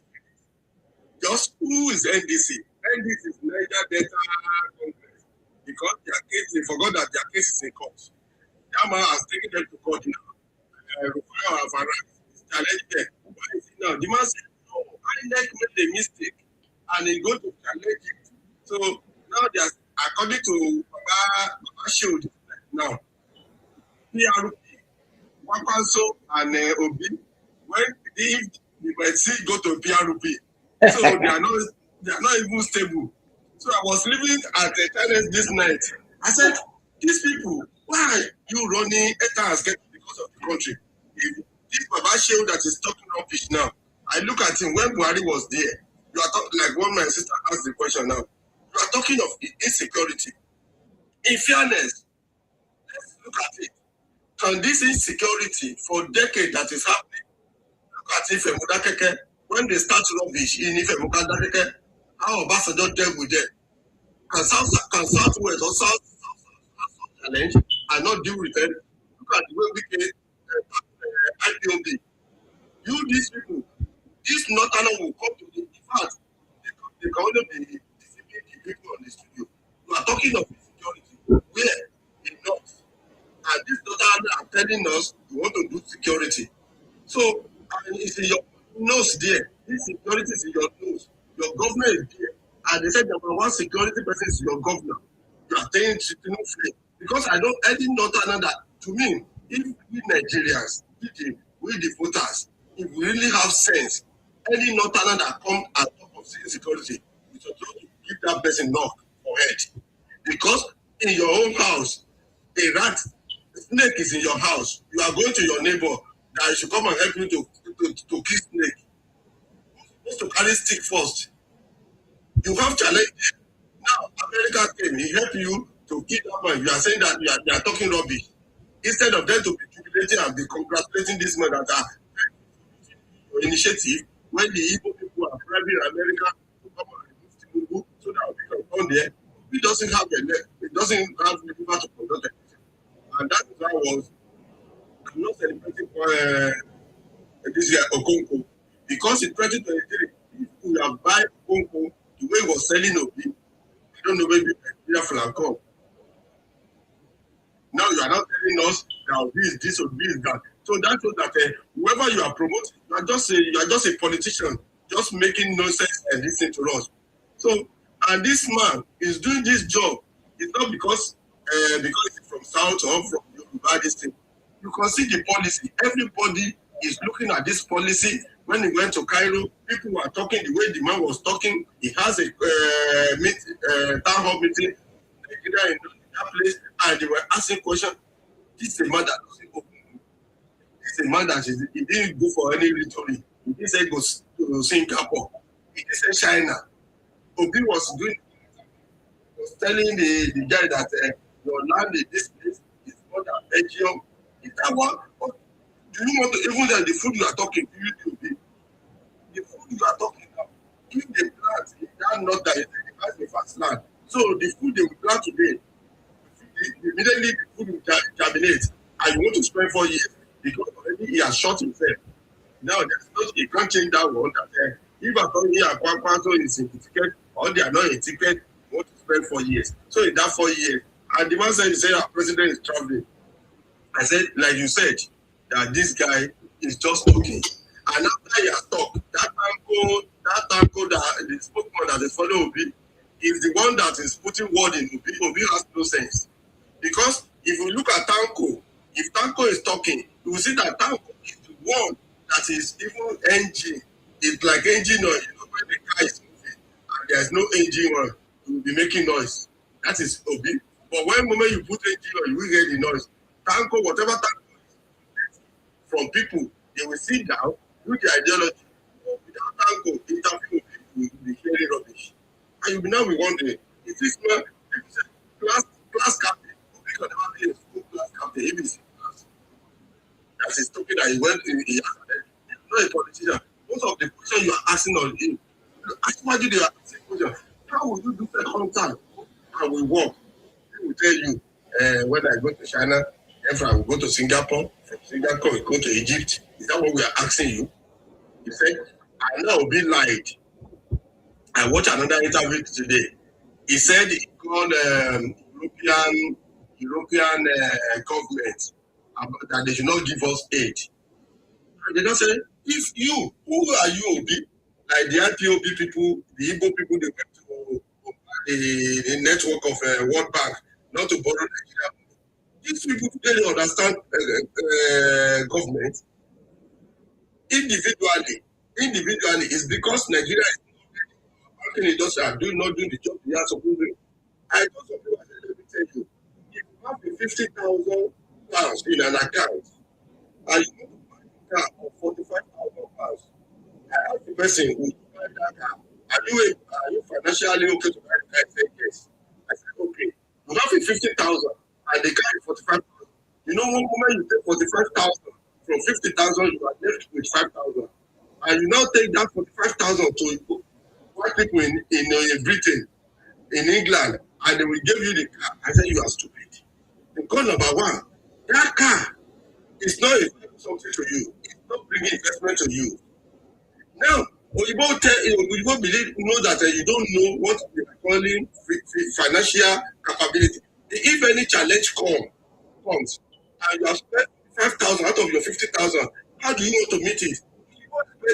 Are you a full worker? If you are a full worker, you bring your letter of employment, they look at your salary, and if your salary is between 5K and 6K a month, then you are good to go. You will finance your car, and you will be okay. And your car, and you will be liquid. I said, these people, in fact, when I look at the people, to me, I'm sorry to use the word, it's supposed to give them their Biafra identity. Because, with these people, we can never move forward. Because the way they are thinking, believing that they know you better than people, and they say they went to school. I can't imagine you are going to a country that is sovereign, a country that has mineral resources. You think that you will not borrow that money. And Obi now lied. He now said he called the European Union. Which European Union did you call? Which president did you call? You have not seen the person. And they now thought that Obi did not call anybody. And now, you want to be a president. You said you called them, they should not give us aid. Are you going to tell them to give us aid? What aid are they giving us? You give us aid. What are they giving us? Is it today that the NGO has been going around the country where there's a challenge? IDP, whatever they are creating, they have been giving this guy. In fact, I just thank you that you people that open because since 2023 that I've joined this platform, try you help us to make sure that Nigeria is getting it and we will not miss Baba. And 2027 we will not miss it. Whether IPOB like you, whether people like it, that's their own cup of tea. If they want to leave, they are free to go. So let's continue to promote Baba and God will help us. Thank you. Thank you very much. I appreciate you. Thank you very much, sir.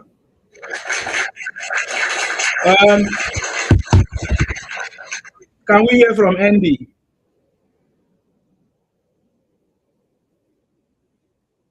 Thank you very much. So, can you hear me? Yes, we can. Go ahead. Happy Sunday and happy new week. And you too. Yeah, Thank you, sir. I love your strength. The strength you put in what you do and your commitment and your belief on what you believe. That's what you call a man. Don't give up because you believe on the strength. But that objective reason will back with facts. There's not many twists and turns and lies people may bring. There's no way they can begin to dissuade you. And if people have said certain things, then I wanted to comment on what Jesus. So many people don't understand the reason. Very important question to ask. Why is it that these people hated Wiki so much that they wanted his head? The animals who are so ignorant. You have non-state actors, arrogant, ignorant fools who became too big-headed with lies as if something was happening. They were promising what they couldn't do, what they never had. You know, I had the power to create a country from a sovereign nation. And they deceived their people. They were deceiving some blockheads, believed all the lies and manipulations they gave to them. And so I could understand that it's one of them who was in Indonesia. Of course, we wonder what they do. Someone who told that the first yeah, according to them, they call him their reader. The leader and leader. So now, yeah, just make that pronouncement that he was going to provide the money. And I just thought, you know, it was a trifling thing. The idiot, maybe he's gone there to do some dirty business in real estate. Wike said, you can't come and do that nonsense here. But they tried nonsense. If their whole game plan was they wanted to go through the back door to get into Sasa. Because they thought that if they had got Port Harcourt, the next place was Akwa Ibom, then Bayelsa. But you see, God is not stupid. He's not a foolish person as they think they are. Because the foolish ones who think they know everything thought that it was going to be as easy as they were doing in their Southeast because their Southeast governors are dodgy themselves. They support them in the and then in the data they pretend they don't know what's going on. None of them refuse to answer anything about the so-called IPOB. They don't even know and how it was formed and so on and so forth. And your case is different that when you were there, you did everything with all your strength. That's why I said they are saying, I think the local parents, when they say, person say wait, they say wait in your hands because you, you were there, you dealt with them, and now you're dealing with them with double, triple strength because, you know, they can't cope with your energy. And that's what it is. So they thought Wiki was going to let them have their ways, their foolish ways. You see what they did? This day, when you go there, the people that named the whole local government that was named by law as Oibo. They Obibo. Obibo is a name they gave to the place. You go to another place, they should give a name. That place, they don't even know the meaning for you. In 1976, when that was settled, they still refused to call the name of the place Oibo. But the thing is that there's nothing they can do. Those of them who live there, they are occupiers. I have the history. I know the history. So the occupiers who go to that place to make a living till now, most of their people, listen, do you know that they still come through that place to seek for employment in River State, Yes. claiming that they're from Oibo? This is the same thing they did since after the war. They're doing that. And you have your own place, nobody goes there to drag your state with you and everything. They even fight among themselves. Abia doesn't want someone to work in their civil service. He doesn't want Abia man to work in their civil service. If you want to go to to destabilize the place, we can say, no, not in my backyard. You can't come through the window to the... And even at that, see how wicked they are. Security when they on a live there, some of them were even their own people. They were people. They turned around and began to lie. It was wicked that did that. Wike is a general commander in all the military powers of River State. So the federal government is control that. You can just unalive the security person. It's they who put that in their service anyway, and then think that they can get away with it. You go to America, United Kingdom, everywhere in Europe, you want to touch a security person and unalive the person in face to face. So the military fought back. The security forces fought back, took them, and then what did they used to do? They would come and do their nonsense in the evening, and all of them will run back to Abia State. They come into Igbo, all that nonsense, cross the Igbo River, come there, do nonsense on. They got them and dealt with them. They began to shout foul, foul, foul. And I just say, I don't know how God is going to do it. Give us leaders like the wicked in the South.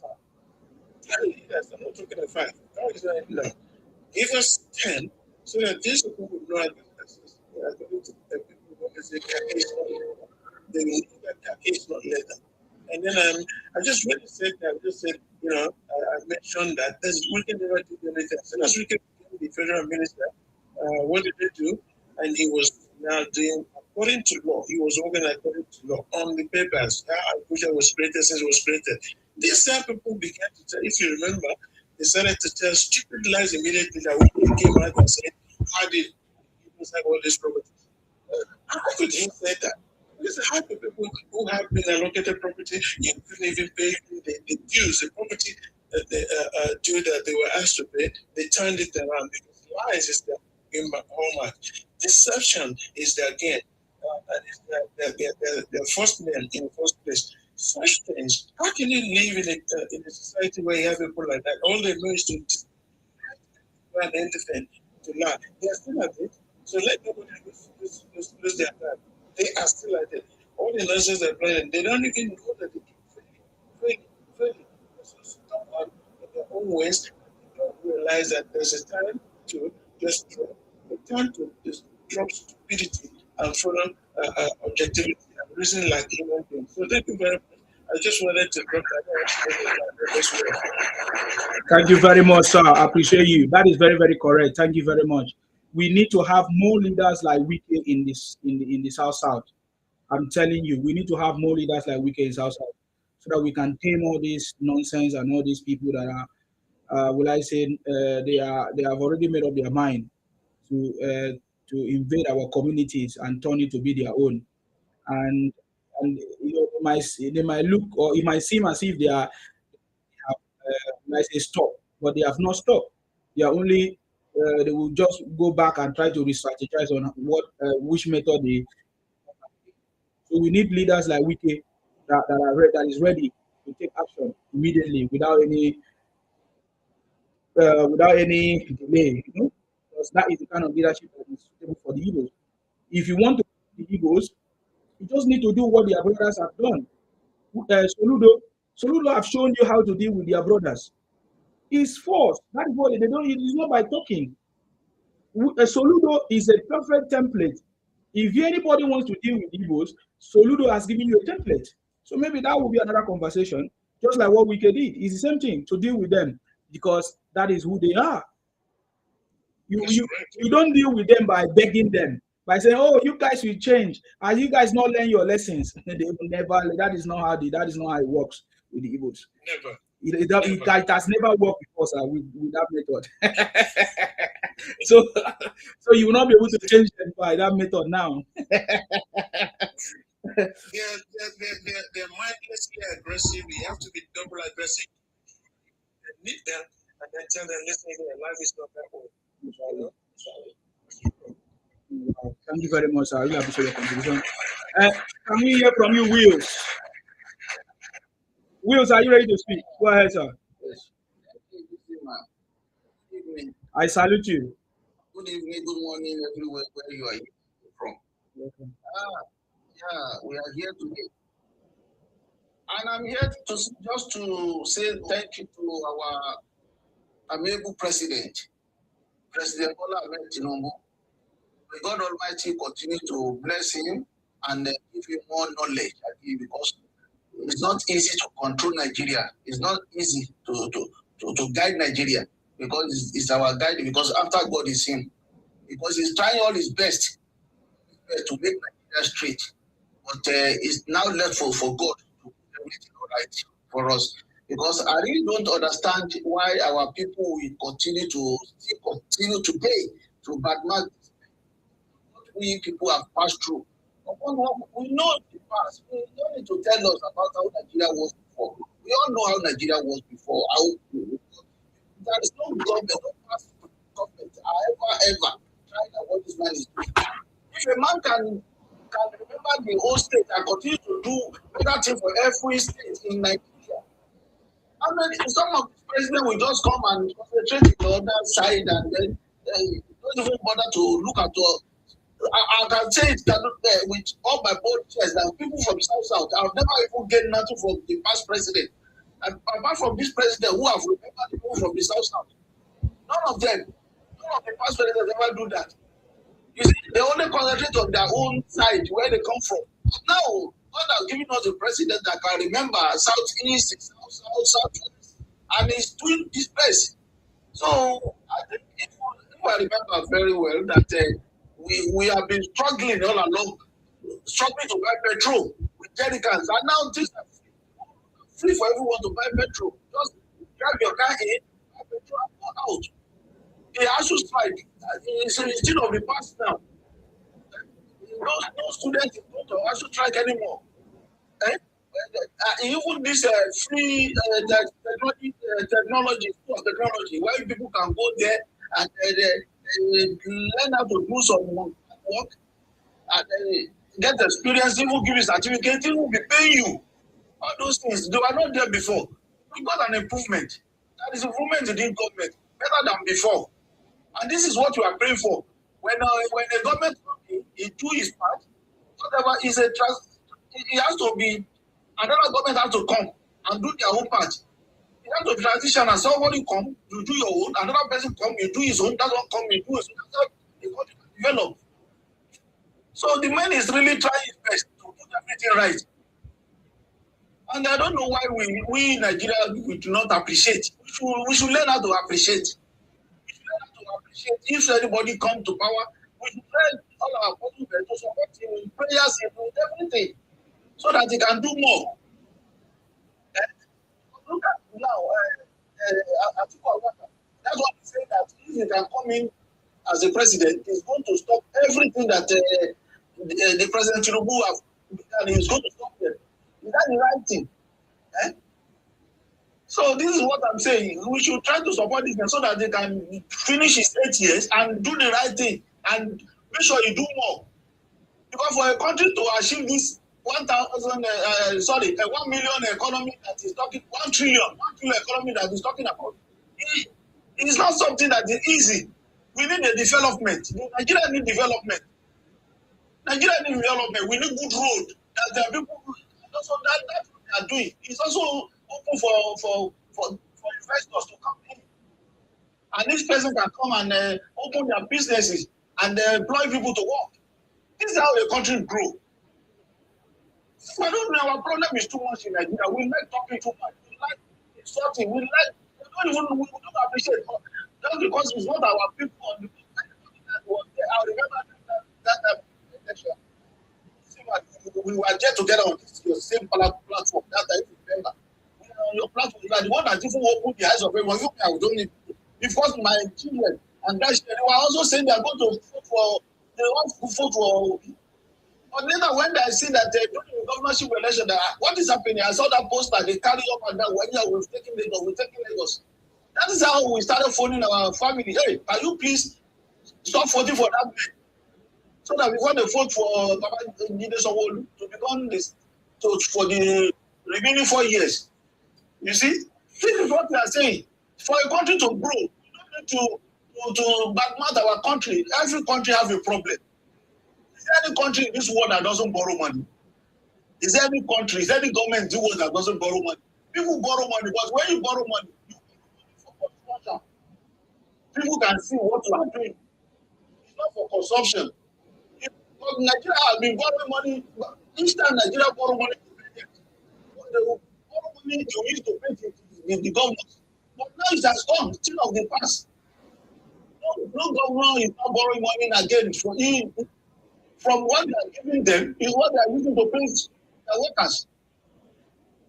You see, I would not going to say that we don't see what is going on, or we don't want to be tribal bigotry, or what would I call it? So we should stop. We should try to give credit to the government so that they do more. So that they can, because gradually, Nigeria is really getting somewhere. Nigeria is getting somewhere. And in case of God, God will shame all our enemies. Every enemy that we say that that person will never progress. That person will never progress. And I know Nigeria will progress. One day we will get to where we are going. That 1 trillion economy, we shall get it. In the grace of God. Thank you so much, Mr. Isima. God bless you. Thank you very much, sir. I appreciate you very much for coming. I just have one question. I think maybe other people can respond to that. What, for example, now, in Nigeria, as we can see, there's so many things that needs to be done. We can see electricity needs to be done urgently. So, and that's why the government has now decentralized it for the state governors to also generate electricity. Because for us to build a plant that can provide electricity for everybody, there's a lot of money that is required. Same with building of this infrastructure. You know, for President Tinubu to take orders of the third world status, we need to build infrastructure, road networks, railway system, all of that, even a communication system that is going to be suitable for a 21st century kind of or developed status. So, but we need finance, we need funding. So how can we get this funding to be able to build this infrastructure, if not borrowing, if not to take loans? And even the borrowers or whatever, they can't give you funding or borrow if you don't have money as well, and if you don't have integrity and credit standing.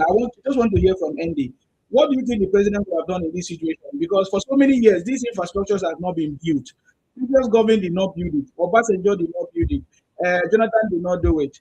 Buhari did not do it. And now there's a necessity for us to build this infrastructure for us to get out of this system or this of course, this status that we are. So what do you think the president could have done? And just asking Andy if Andy is still available, but if not, any other person that is available can respond. Okay, I'm not sure Andy is there. Andy, are you there? Andy, no. Yeah, say the truth. Go ahead. Well, just like you said, when you borrow to build infrastructure that would generate money, yes, it's a positive thing. But when you borrow to share the money the way it is being done before, that is wrong. Because let's take, for example, now this coastal road generates a lot of money income back to the country. If you borrow to renovate airports, it will generate income. But when you borrow or print money for the wrong reasons to share among people so that they will support you, that is wrong. There is no country in the world that don't borrow. Maybe few. I know a country that they have reserve, their oil reserve in the bank account. In most countries, more than 70% of countries in the world borrow. It's not about borrowing. Even you living abroad, you have credit card loan. Sometimes you want to do something, you don't have cash. You borrow. People buy houses, they borrow, they pay monthly. Some pay for 10 years, some pay for 20 years, depending on the loan. You borrow for something tangible. Borrowing is not bad. And you borrow for good reason that I borrow this amount in so year, I will generate the amount I borrowed, pay the loan, and still have something. And what I use the money for is still standing. So you cannot cough out money and do what is doing. You have to borrow.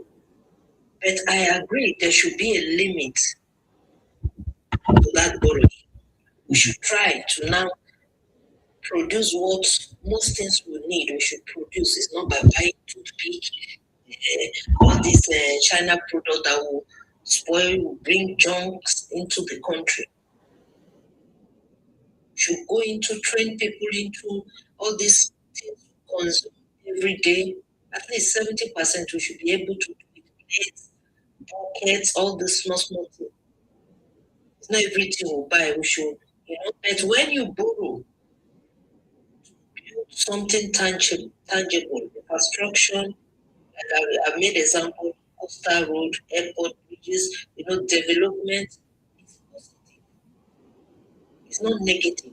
It's when you borrow to use the money to share to your friends, to give contract that your friend will not finish the contract, you borrowed money, and later you abandon the contract at monorail, and the money you borrowed for that thing is gone.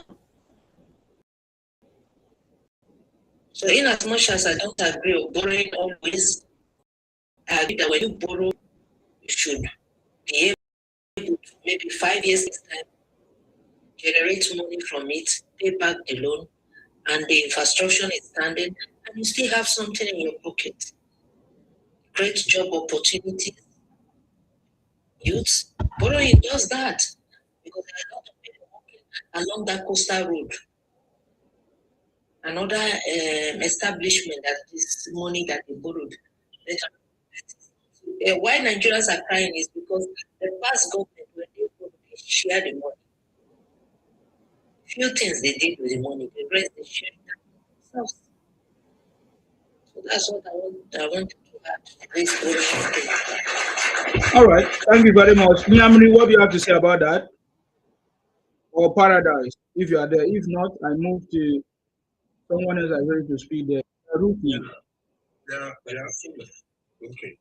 We finished. Okay. I don't know if you remember. I don't know.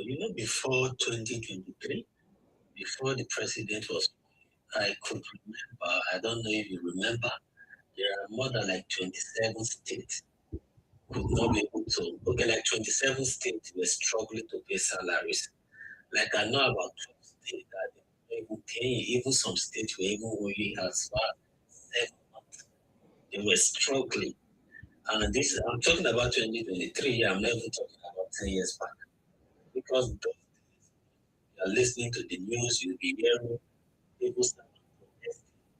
They could even pay the salaries, let alone those gratuity and those protests all over the places, all over the country.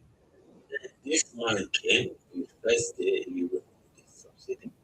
And since then, increased the revenue and generate more revenue and give to the people. Have you seen any scheme? Have you seen any protests over power?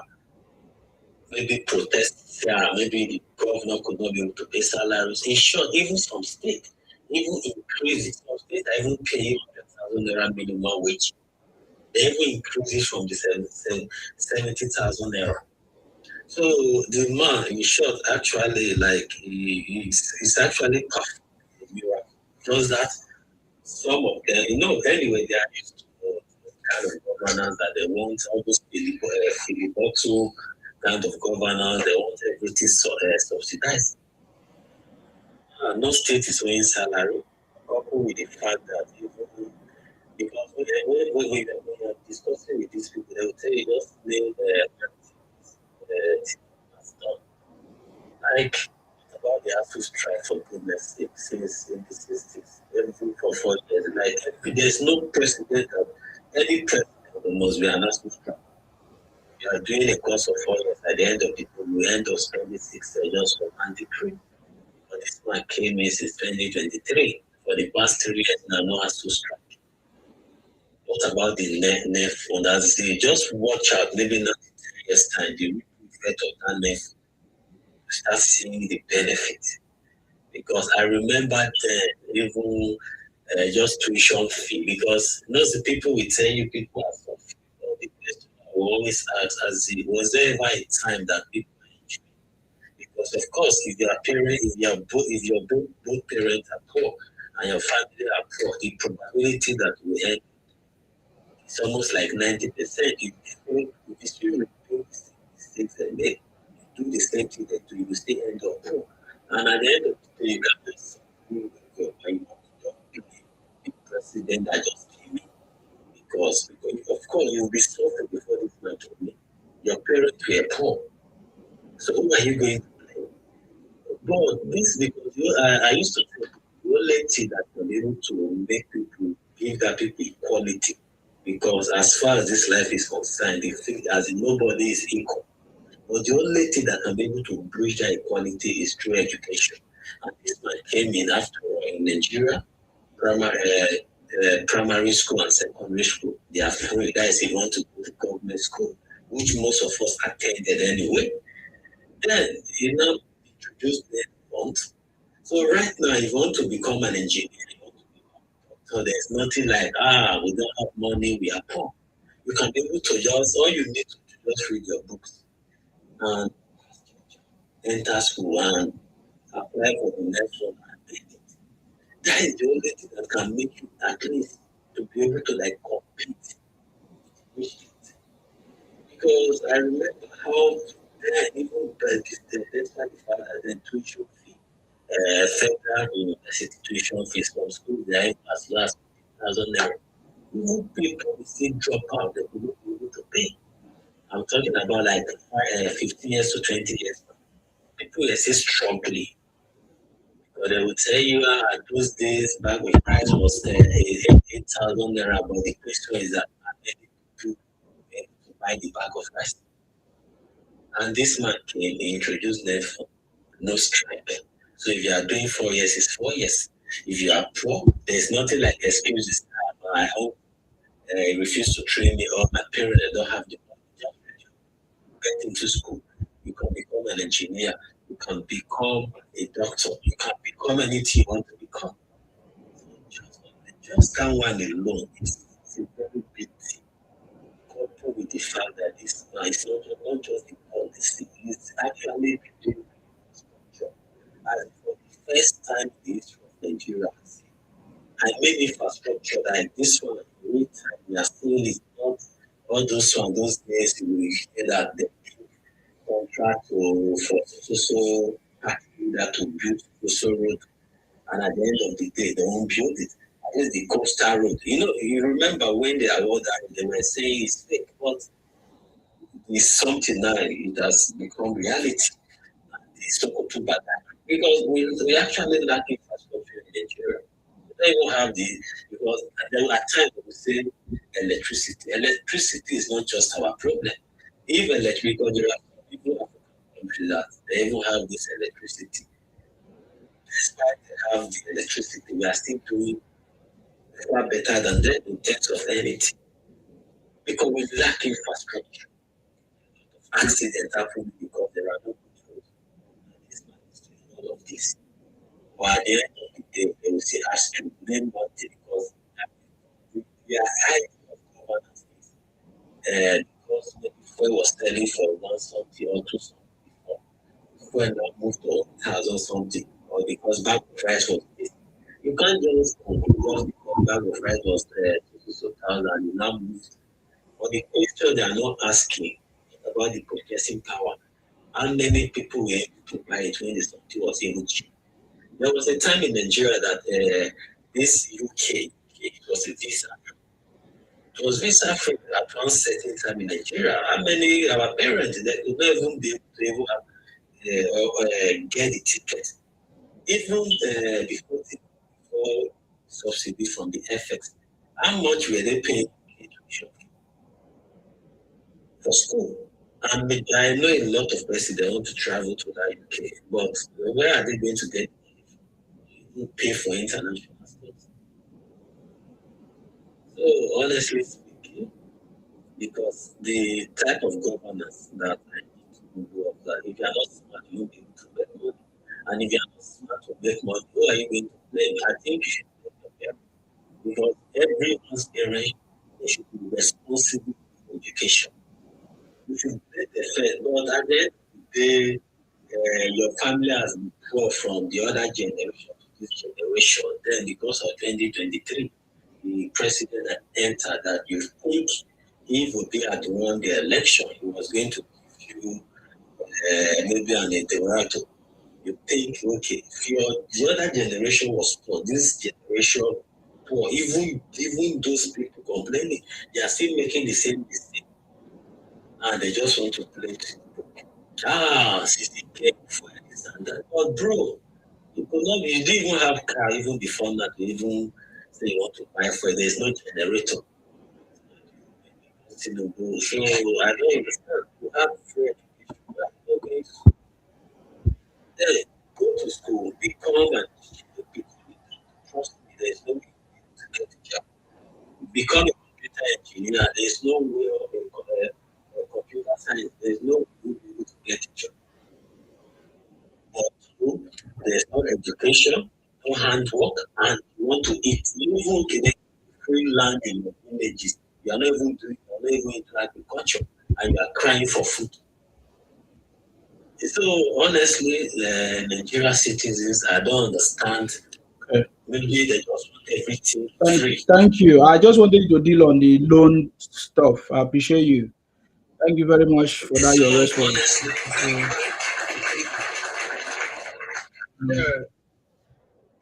Yeah, Rufi, I salute you, sir. Right. Thank you. Borrowing, people, only like Madam and my brother said here, you don't understand. Borrowing, there's nothing bad in borrowing. It's good to borrow. When you have something that is tangible, that is profitable to pay back. But it is when you're not borrowing to eat or to do party, that is when it's bad. And what you said in the situation of Nigeria now, yes, they said he removed subsidy. Why is he borrowing? Yes, he has to borrow. He removed subsidy. If he borrow and is giving states to pay salary, to pay for consumable items, that is very bad. But it is not borrowing for an investment, like the road my sister said there. Now, the road that, according to the statistics they did 3 days ago, that the road is constructing now in Nigeria across the country is 350 roads. And now this man, is a politician, is calculating, if I'm coming back and I'm not coming back, what will happen to this project? Will it turn to abandon project? Then, if you're using the subsidy to do it, our result will suffer. There won't be any money, and we lost the election. So we are still back to square one. Now, he is saving money and he's borrowing money to do this project so that when he finishes, then the investor that want to come in, he said something in Kigali, he went. He said, for anybody that is investor that is coming to Nigeria, in 2027, after the election, we will see a lot of investors that are coming. The lithium now, to this phone that we are using now, the battery that they are using, they will not take their mineral resources out of Nigeria. You have to drop something. Our oil, you can't take it away. Our gold, you can't take it away. You will produce it here. Product that you made from that mineral resources, then you can take it out. That is what the market is telling them. And nobody, they knew. The problem we have in Nigeria is that the majority that are on streets, like this my brother said, some people 30 years ago, they graduated from school. They have never used their certificate for 10, 15 years to get employment. Tinubu now came. They are not blaming him for their inefficiency, for their lack for 20, 15 years ago. So those people are shouting. And every day we produce graduates. So the road is doing now that, yes, let me save money for rainy day. And that's why when they share the fact from the first subsidy, every state now has money. They are not borrowing. States are not borrowing to pay salary. It's now getting from the subsidy removed. Now the state now they are liquid. The federal government is liquid. Our reserve is growing after the fact. So instead of him to dip his hand on the reserve, it's good. And at the end of the day, he lost the election. What will happen? He lost. But if we borrow the money to do this road, and this road is not generating income, we pay back our loan. And that is the essence of why a World Bank is there. That is before they borrow you, they look at the economy. And when they see that our economy is stable now, our forest is stable now, people are now seeing now that Nigeria has a potential because we have a lot of mineral resources on tap. Is it bitumen we want to talk? Is it the lithium we want to talk? Is it the gold we want to talk? A lot of things are underground in Nigeria, and the investors are waiting. And the investors that are waiting now, by 2027, that is the reason why investors are looking at the second term of this man. If it comes to reality, you will see that a lot of jobs that this man is starting, it will come to reality. And that is why it's good to borrow. For example, I did. I have 50,000 pounds in my account, and I saw a beautiful car I want to buy for 45,000 pounds. And now, after if I took 40, I can go to bank. I say, bank, give me 45,000. I still have 5,000 left, and I'm still working. And then I went to the bank. I said, I want to buy a car of 45,000 pounds. And the bank say, how much is my salary? And they look at my statement of account that every month I'm earning 5,000 pounds every month. They will not look at, okay, if they will not calculate, how long will it take me within 5 years to pay this month with interest? And I will be paying back. If they are not taking maybe 500 pounds every month from my account, and if my salary is 5,000 that is coming, and they are taking 500, I still have 4,500. I can still do a lot of things. And my savings is 50,000. It's intact. From that 4,500, I can still save. That saving is for raining day, for any challenge when I'm not working or when there's challenge over the world, like pandemic that happened, that everything starts to. I'll just go to my bank and I'll take the money. And then the loan, then there may be a waiver if there's a challenge. But people that are understanding the process of accounting, yes, the people that are understanding loan, they are just using it to deceive people that are, let me just say, people that are, they don't understand. So they are not deceiving them that they are borrowing for your children. No, your children will pay, like the school student loan now. They don't know that it is paid for you to get that loan and pay your school fees, graduate and work, and pay back to government when you get work. But some people look at it, you will pay as if they are going to sue their parents if they didn't pay back. Nobody is doing that. So our people, the sensitization, I think, is not enough, or people don't understand. So we know Nigeria will play a lot of politics about things, and the thing they are playing politics, you just believe that just to defeat this man. And majority of us that understand, and that's why we are saying it in any platform we are collecting loan, borrowing from to do a productive infrastructure is very, very good for any country. Even say America, America is the highest debtor in the world. America, that the people are talking of. And people are still there, and they are still doing a lot of things. Thank you. Thank you very much, sir. Thank you. God bless you, sir. Thank you very much. Bright, you say you have a bad network. Please, Dorcas, can we give Bright opportunity to speak? Bright have a bad network. Go ahead. Can you hear me now? Yes. Can you hear me now? Yes. Are you hearing me? It's obvious you have a bad network. Number one point I want to make is,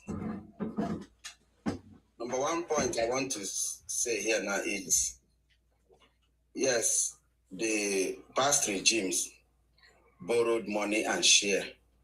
They did not use it to do something. But the present government is actually dealing with those who borrowed money and share. The people that borrowed that money and share in the past regime, they are in court today. This particular regime now is dealing with them, which means if this particular government is interested in dealing with those who borrow money and share it, the government will be careful when they borrow their own. If the government is prosecuting those who borrow money and share, that simply means the government will be very, very serious with their own borrowing. They will make sure that the money they borrow will not go the same way the other one went to. There is no harm giving somebody a support or try to give somebody a chance to see. Even if the angel, he can never do anything for you with 4 years. 4 years is not enough. It's not enough to give Nigerians what he think is good for Nigeria. I told my people today that this Obi is a child of circumstance. It was 2023 that the Obi wave came out, and is because of the situation around the country by that time. If we were to go by what somebody has done in the past or by the structure somebody has, you and I know say Obi will never get such move. Such a wave will never come his way. Now 2026, 2027 is coming. Do you think that that thing that happened in 2023 will happen again? The answer is lie. It cannot happen again. Because this time around is a different ballgame. The political structures that Tinubu is using now, he started building them from way back 2010, 2009. He started building them from that time. And when you talk about political structure, I can never point out one now and tell you that this is the big structure. It's just that wave. What can you be able to achieve with that wave? This man has built bridges for a long time. Is it not now that the guy started visiting the northern state trying to build bridge? You are trying to build bridge. Yes, continue building the bridge. So that maybe after these 4 years, after 8 years of the northern side, then the upper one, by that time you must have built enough bridge that will make people to trust you. Because as it stands now, no matter the magic you do, other region will not trust you. They cannot trust you. More especially with the kind of thing your people is doing online, there is no other region will trust you. And the Southeast alone cannot make you a president. Southeast alone will not even make you to come second. I don't know when our people will start learning things.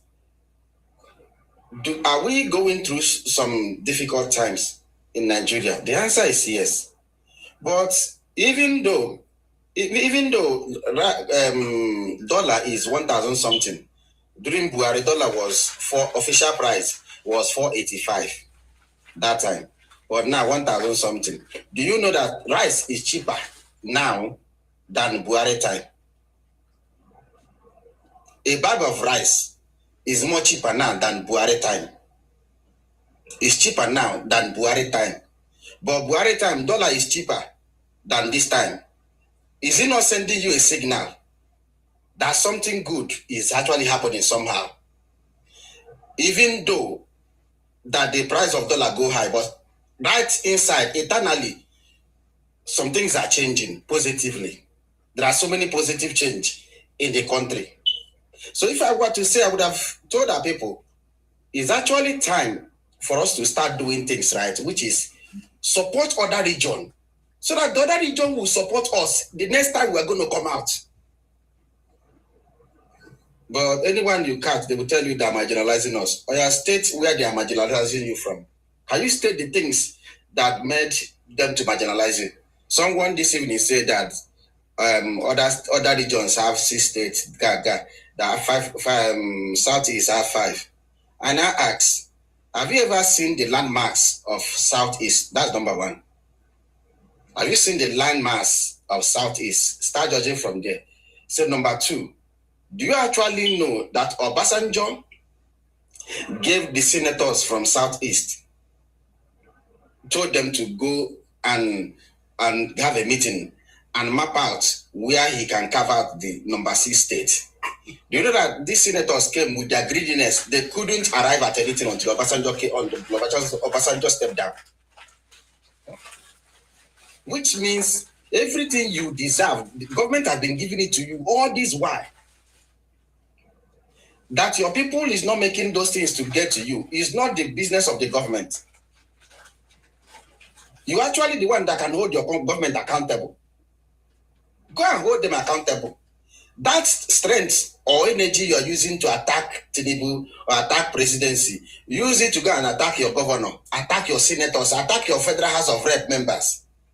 So that they will start opening up to give you whatever thing that is due to you, because there is no day I've ever seen that they shared allocation and the Southeast government state did not get their allocation. I've never seen. It has never happened. And I've never seen where they do that budget in the Senate and the House of Rep, where they say that people from the Southeast did not get their own allocation. I've never seen. It has never happened. So why is it that our people is complaining? It's because people that is meant to get these things for you is actually siphoning this thing. And you are blaming another person. The time this Egberima started doing this thing, I told my people, let's use this strength we are using to do protests. Let us use it to protest against the governors. If we can be able to use that energy to protest against any governor, he will run away from the government house. And with fear, he will start doing something. I don't see any reason why we should be calling out the federal government. And in Sema, truth be told, whether you like it or not, whether you believe him or not, Tinubu will win. The earlier you understand that, the better for you. The earlier you agree, the better for you. The man will win, hands down, whether you like it or not. That's the truth. That's the truth. Whether you like it or not, the man will win. So I don't know why you are going about making noise and disturbing people, disturbing the peace of the country. There is nothing. I can never see anything in Nigeria now that will make Tinubu not to win. I've never seen anything. There is no force in Nigeria now that can stop Tinubu from winning. Even as it stands now, whether Tinubu go for campaign or not, we will still win. Because the only structure we are seeing now in Nigeria is only APC structure. It's only Tinubu structure that we are seeing all over Nigeria now. There is no. I can't see any structure anywhere right now. No. So, politics is a game of number. It's a game, but my people will come with emotions. They will come. It's all about feeling cheated. You do the same thing every year and expect a different result. It can never happen. You cannot keep on repeating the same thing every year and you are expecting a different result. Now lie. The same result you got from the first one is the same result you are continuing to get until you try to change the way of doing things. You cannot come and start doing this, your emotion something, blame game and all those stuff, and you expect Nigerian people to come and gather, carry presidency given. Power is taken, power is not given. And according to the constitution of Nigeria, your region alone cannot make anybody from that place a president. You need to build bridge from your region to another region. Allow those people to trust you. But instead of building bridge, somebody, a lunatic, will now come and tell you, say, those ones, they are the ones dealing with you. And you now come and start spreading hate. After spreading such a hate, you now want those people to come and trust your brother. It's not possible. Nobody. Even me, I can never do it. You cannot spend years online attacking, and saying things that are not true about me. And you expect me to come and join you the next time? It's not possible. The whole thing about this whole thing is our people. A lot of our people don't just want to learn. And another set of people that is doing this nonsense is these pastors that are somewhere, that all these pastors that are preaching nonsense. They will start gather people to start praying against the government. Are you praying against the government? Who are you? By doing such, you are sending a signal in the mind of everybody that place that the government is actually the one dealing with people. They will now go to church and come back. They will not come back in the market, and they will start bragging or say they prayed against Tinubu like yesterday church when they prayed that Tinubu is going to do this, Tinubu is going to say, let me tell you, you see, even if you like, all the churches in Nigeria should go and pray against Tinubu. That prayer will not work. That prayer will not work, because even the Bible you read say, causeless will never stand. So if there is a politician that have come across your pastor and dash them 5 million, they start making noise on the altar in the name of prayer. Anybody you touch on the street now, they will tell you, hey, it's Tinubu. Even people who their governors is not doing anything will tell you it's Tinubu. People who their senators is not doing checkam, he said, will tell you it's Tinubu. They don't know their right from their left at all. The same the whole truth about this whole thing is that we should just go and rest. In terms of this whole thing, Tinubu will win. That's the truth. Whether anybody like it or not, the man will win. That's all. And if the man win, you want to run away from Nigeria, run away. If you want to kill yourself, kill yourself. That's the truth. He will win. That's the truth. Okay, Bright, still there. Let me give Dorcas opportunity to speak. My brother, good night. On do well. Oh, good night, man. Good night. God bless us. Good night. Thank you very much. Everybody. Thank you very much, man, for coming. Tinubu all the way. That's it. The city boy cracked the code. Thank you very much. Yes, sir. Thank you very much. All right. Dorcas, are you there to speak? Because as you can see, Bright still have plenty things to talk. Okay. Good evening, everyone. Yes. Yes. Good evening, everyone. So I hope I'm communicating. We can't hear you very well. Can you try to speak up? And why are you using your wife's name? Are you Dorcas?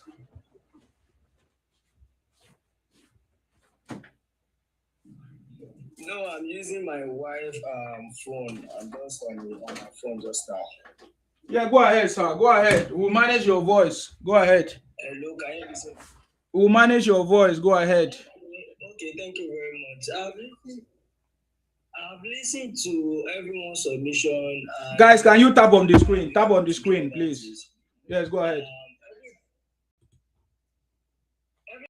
Everybody have listed the achievement of this present government, the Tinubu government. And the only thing that is still common is that, a lot of people are still criticizing, even with the fact that the achievement is being feasible. There are some things that we can see, and we know all these things are going on. So, only thing that I realize about it is that, these underperforming governors, they are the root cause of these things. I don't know what the government is trying to do to minimize or just to enlighten people about how to hold their governors accountable. Because if you see from every part of the country, people are shouting, there is hunger, there is this. As the federal government is doing their part, having been the state governors, they are doing their part equally. I think the crisis of hunger, I think it wouldn't be this loud.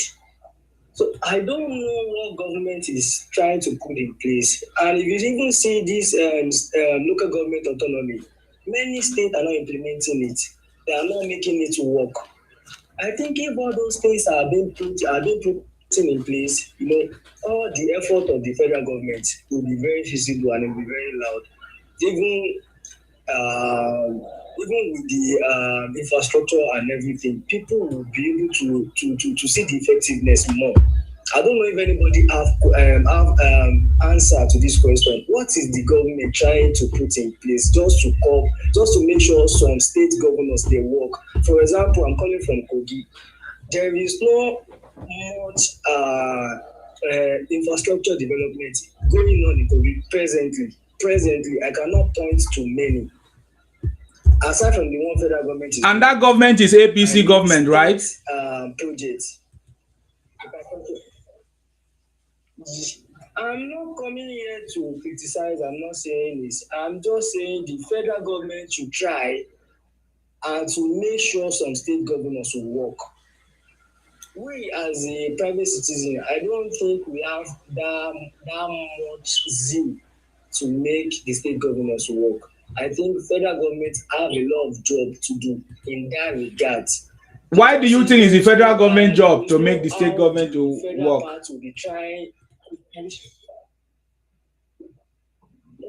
Okay, thank you very much. I think the federal government is the one that is sharing the allocation to the state governors, right? Yeah. So in that regard, I think there are some things that federal government can do just to push the state governors to work by force. Okay, you think that there are some things the federal government can do? There are some things. It's not even the state. Yes, there are some things that they can do just to complement the work the federal government is doing, just to make it balanced. So I believe if the states are doing their part, I believe the country wouldn't be the way it is right now. Infrastructurally, the country is doing very fine. Economically, we are heading somewhere good. But we are talking about the state of hunger. A lot of people are facing issues about food insecurity and all that. So I think if the state governors, they are helping the federal government too in their own angle, it wouldn't be like this. That's just my submission, not much. So if there is any solution, if there is any answer, or if there is something that federal government is currently doing that we don't know about, I think someone should just enlighten us about it.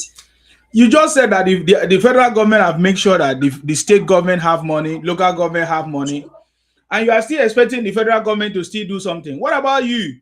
You that are supposed to call out your governors, call out your leaders, find out what they are doing, how much they are using, what they are using those money to do.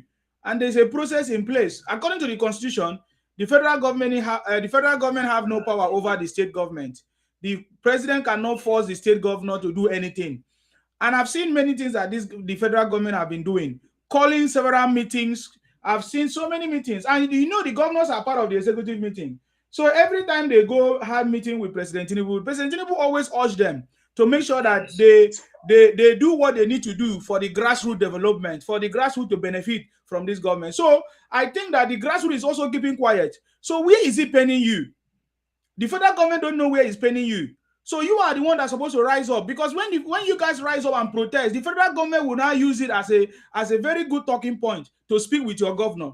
But when you guys are not rising up to hold your governors accountable, the federal government will feel like, okay, maybe the governors are doing well. So you guys in your state and in your local government are the one that is delaying the development that you need in your state. Because the federal government have nothing to use to hold the governors accountable, right? So if the people rise up and make videos and shout and talk about it and record the road that is not constructed and record the hospital that is not done, that is poorly maintained or whatever, then this will be evidence. This is the secret that you people don't know. And I've always been shouting that this is the secret. Go to your government, go to your state government, check out your local government. What is it that is to be done that is not yet done? Record it, have evidence, and then we can use it as a campaign. So do you understand that part? So I think that is the part that is that is remaining. I want to contribute to what you have just said now to Dorcas. What happened in Ogun State? what happened in Ogun State, I saw a pastor taking this, this speaker and be shouting up and going to the East Road. Yes, he's shouting to the East. He's going along the street, shouting, look at the road, look at the road, look at the road, shouting the name of their governor, shouting the name, Dakwa Abiodun, look at our road. So those are the things, the easiest way to criticize all this governor. You understand? That's not, if we are shouting and calling on the president, what must he do? What can he do again? He has do his best. The man has contributed his own way of helping us. He's also not stopping. He's not keeping quiet. So we individuals, we need to stand up right now. We need to come together right now instead of that same energy we are using to pull our governor. Like the Pride have just said, we should use it again. That same energy to pull our governors, so that they can give allocation to this. Look at what is happening in Agege. Have you ever been to Agege? Look at how beautiful that place is. The local government chairman Agege, look at the way he did that place. Very beautiful. He tied the road, the street, he gave the street light. These are that energy we are using in pulling the governor to our president. We use that same energy, but I have never seen anyone in any platform to be talking about how to organize and pull and talk to these governors. See, the way hello? Mr. Views, I actually like what you're saying. Let's always say this thing that Lagos State is actually different from other states. When you're talking about Agege, okay, talk about your state now. He just gave you an example of what is working in another place. Yes. I'm also in Lagos. As in, when it comes to Lagos State, if you are talking about Agege, look at Obasa. Obasa is a speaker in Lagos State. Look at the local government chairman. They are both working very well. Look, just like what he said, Dakwa Abiodun in Ogun State. A local government chairman actually came out to ask him that, Oga, we are not getting our money and you are not doing anything. All the remaining local government chairman kept quiet, and this local government chairman in Ado-Water, the guy was removed just because he questioned the governor of how he's spending the money and he's not even pumping money to local government. And what was there is that this thing cannot happen in Lagos because all the youth will stand up and fight for somebody who actually challenged the governor. But in every other state, everybody is not coming out. All they actually want to do is let federal government come. Federal government will not come. It's the youth that you have to challenge your governor. When you guys cannot say that, okay, let us come together, what is this person doing? You can't hold him responsible for whatever he's doing. Then they will feel free to do whatever they feel like because nobody is checkmating them. Nobody is questioning them. Nobody is questioning them. But in Lagos, if you do anything, everybody will question you. Did your local government open their account? Because when President Tinubu got there, when he fought all the governors, those governors, including Seyi Makinde, that is where I get to know that Ibadan has 33 local government. And all the local government, they said they queue about the back of Seyi Makinde. And that time, federal government took them to courts. And federal government won the court. So each local government has their account. And their money is being paid directly. It's not under the state governor now. So if Ogun State is now doing that, your local government has not opened an account, that is where you people need to rise up. So if you call President Tinubu and if you shout and you gather at the state house, I can guarantee you that Kwabedun is already out of the way. It's going. So Yayi is so you have to wait. To me, in very soon, that will not have anything to do with your finance again. So it's incoming one that will now do that. But note it that The youth in every local government in Ogun State need to go to your state house, not federal government now. Because all the local government has opened an account direct from the federal government. State is collecting, the local government is collecting now. That's what I want to tell you. You did hear them? Thank you for your contribution, sir. Yeah, Dorcas, did we answer give you some ideas? Very well.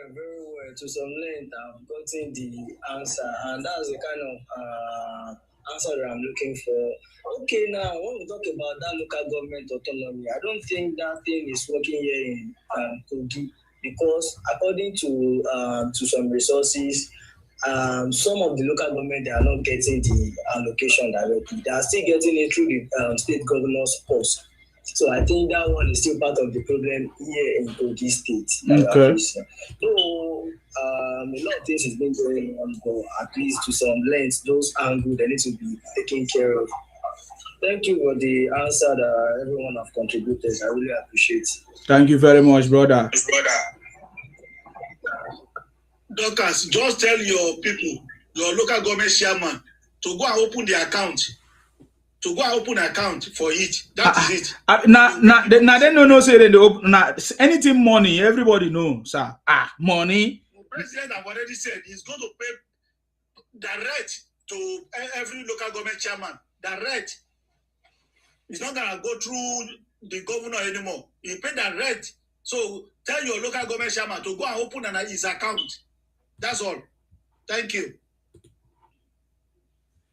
Yes, I don't know if you heard what I said. I mean, everybody knows that they need to collect money. They will open an account now. So, yeah, I think that question have been answered. Okay.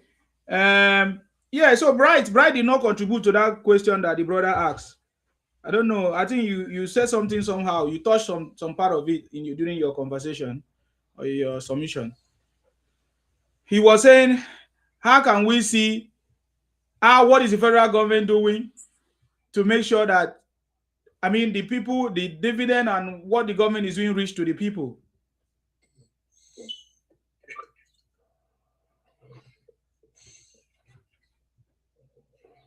We can't hear you.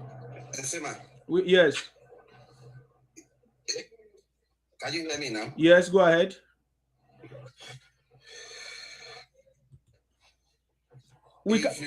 If you like, wake up. If you don't like, remain that way. The work of the federal government is to make sure that whatever thing that is due you is released.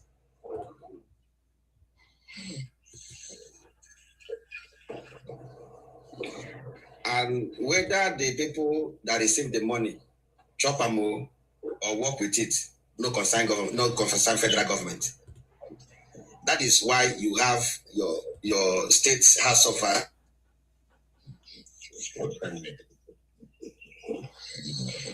assembly, people representing you in state, so that you'll be able to check.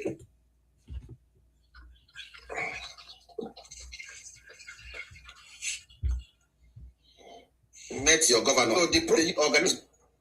See, I swear to you, Southeast will not be like this.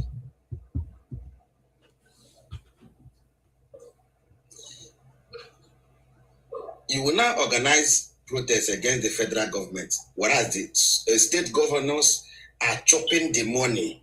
Federal government is releasing the money. State governors are siphoning it.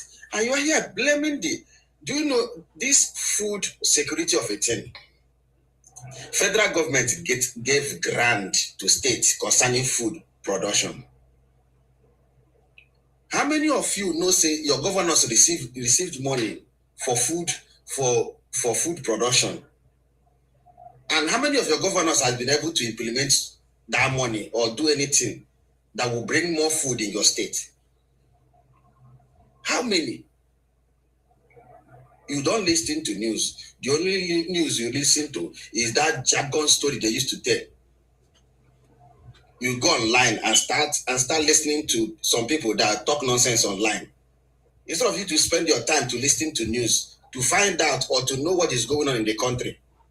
you are spending your time to follow people that used to talk nonsense online. You go and listen to those things, and you come out and start behaving like an animal. Do you know the kind of grant that federal government has given to states? During the time of palliative, the first money they given are 2 billion. The first one, the second one, the third one, the fourth one, these are palliative. And the federal government gave this money so that the governors will make things to be easier for the people in the state. And now your governor will carry the money and put in their pocket. And you are there shouting, Tinubu, Tinubu, Tinubu, Tinubu. One day that name Tinubu go make you grow, your mouth and your teeth go grow like this, not go fit into your mouth again.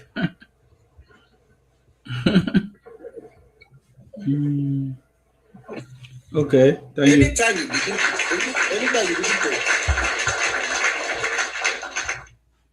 you begin to say truth, you will see you become an enemy.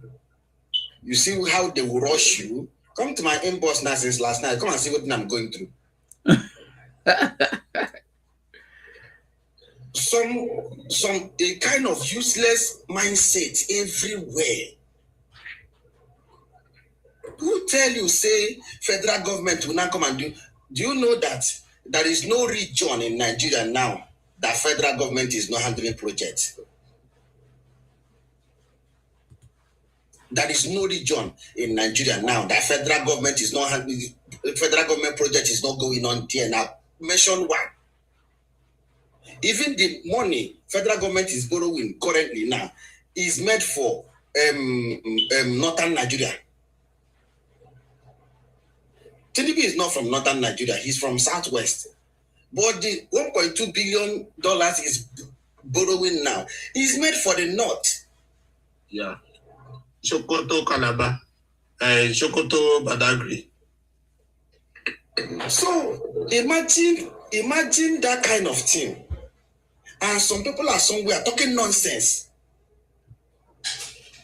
deceiving people.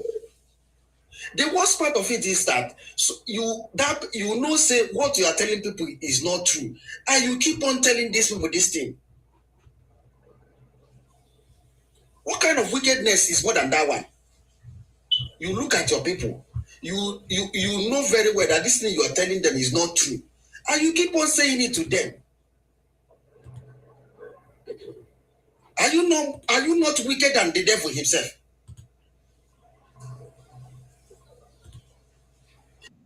Do you know that my people used to say that Southeast is marginalized?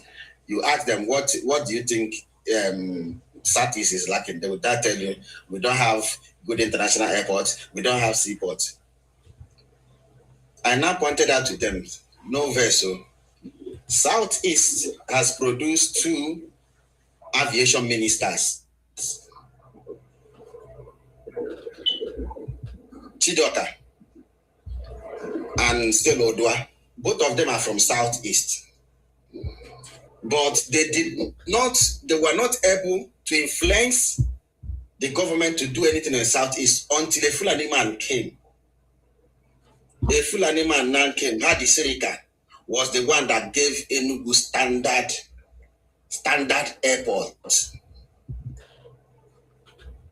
I mean, the people who your savior is telling you they are coming to kill you is actually the people that came and give you the only standard airport you have in Southeast. But the time your own children were there as Minister of Aviation, did you actually speak out? Or did you actually organize protests that we need you to do this or do that? You did not say anything. You don't do anything. But when another person is that place, you start making noise. I mean, your own people were there. You did not go and protest. Now that a Fulani man has come to give you what your people failed to give you, a Fulani man gave you second Niger bridge. These same people you are telling us that they are coming to kill you. They're coming to kill you. They are the one that gave you most of the things you are enjoying. And you are still believing that this nonsense. When I saw that Tinubu has gone after some certain people from last regime, that was when I know that something new is happening. That was why, if you ask me about the borrowing, I will tell you, simple and plain, the people that borrowed money and shared them, Tinubu is prosecuting them right now. And because of that alone, I know say Tinubu will not allow any money he borrowed to go to the drain. He will not allow anybody to mess up with any money he borrowed. And the ones he borrowed, we are seeing them. We are seeing work going on. You know, Nigerians, more especially people from my side, used to believe in miracle. They want a miracle.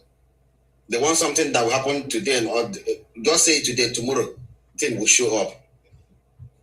They don't believe in reality. Reality tells you that this man is taking things, gradual process, and is going to deliver. And that your miracle mindset is telling you, this is 1 year, this man has not done anything. He has not done anything. The power sector has been shaking for a long time. But of recently, the generation have gone up. The generation have gone up. We are not saying that Nigeria doesn't have challenges. Nigeria have. But when you see somebody making a step, making efforts to tackle those challenges, what we need to do is just to rally around him and give him support. Because if you praise him, he will do more. Not you come by the side and start, okay, what miracle do you expect Obi to do that place? Which miracle is he going to do that place?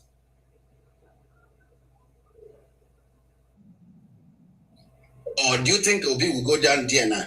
Do you know that some people think that Nigeria makes billions and billions of dollars every day?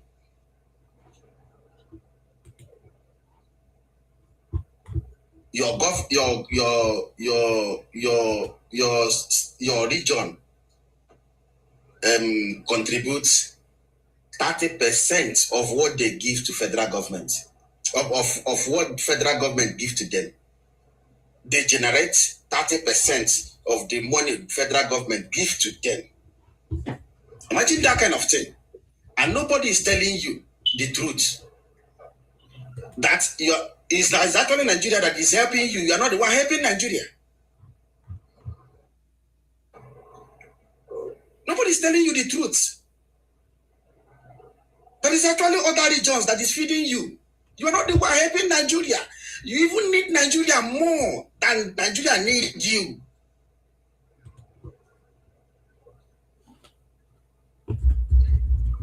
Seriously speaking, the thing they break my heart when you see my people go about doing this nonsense.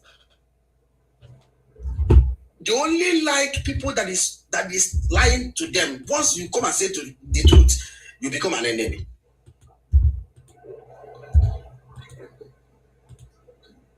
If we like, let's do the same thing we did in 2013 on the time past.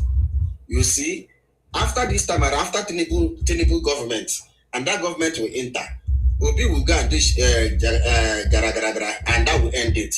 The other one, the same thing. Until you come back and tell yourself the truth. Southeast cannot make you a president. For you to be a president, you need every region. Now, how many regions are you in good terms with? Let's say the truth. How many regions is Southeast in good terms with? Let's tell ourselves the truth right now. Come online. Let's ask people from other regions. How many of those regions? How many people from those regions is in good terms with you people? Even the small love where they have for you people, you have messed it up. with your behavior online. You don't even know when somebody is playing game with you. They are there jumping that one person with one person, Obi will win. Let me tell you, one person knows the game he's playing. One person already knows say Obi will not win. One person is playing game of 2031 because 2031 the power will shift to north.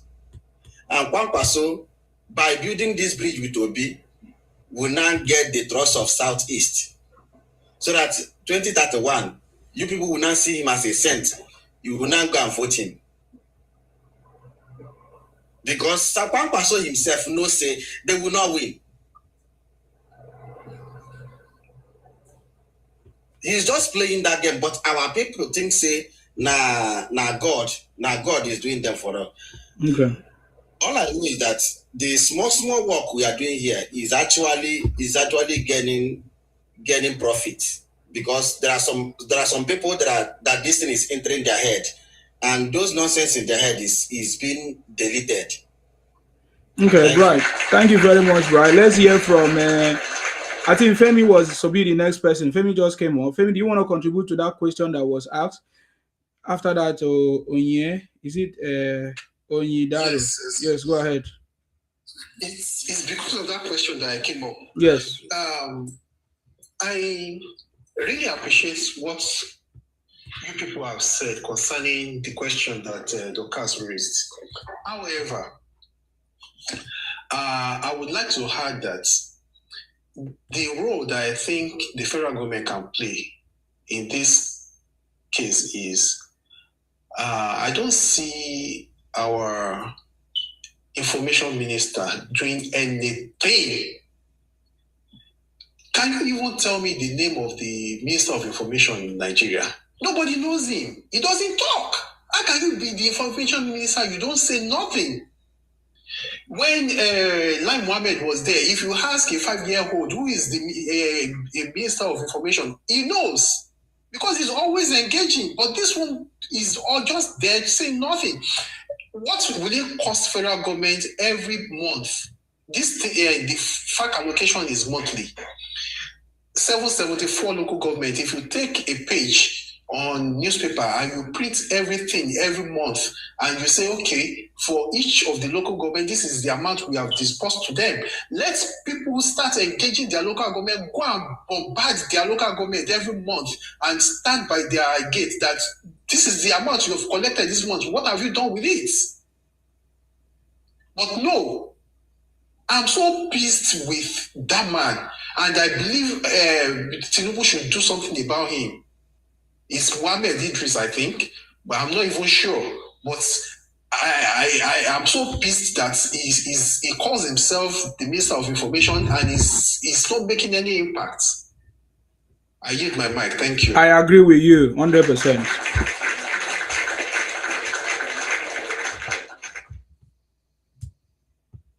This is one of the things I don't agree on this government.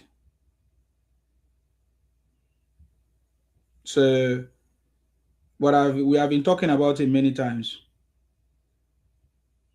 and we have not seen any response yet. Hopefully something will be done about that. So that is correct. The communication and information in this government is not equal to the the propaganda and misinformation that is everywhere. So it's not meeting the target. So something has to be done. Can we hear from you? Oh yeah, I think you want to say something as well. Yes. Okay, thank you. Yes. Your program up in the background. You're welcome. I hardly come up to talk, but I'm always in the background. Well done, my God will continue to bless you. Thank you, sir. I do a lot of selfless service to the nation. Definitely. And it's only God that can reward you. Number one, let me collaborate with the last speaker just said. Because I'm a Tinubu supporter 100%. But where is going wrong to be able to tell him? So on this information minister, so many people have been talking about that man. and I think it's time to remove him.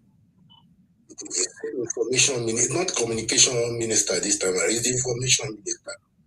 It is this same information minister that's in charge of the National Orientation Agency.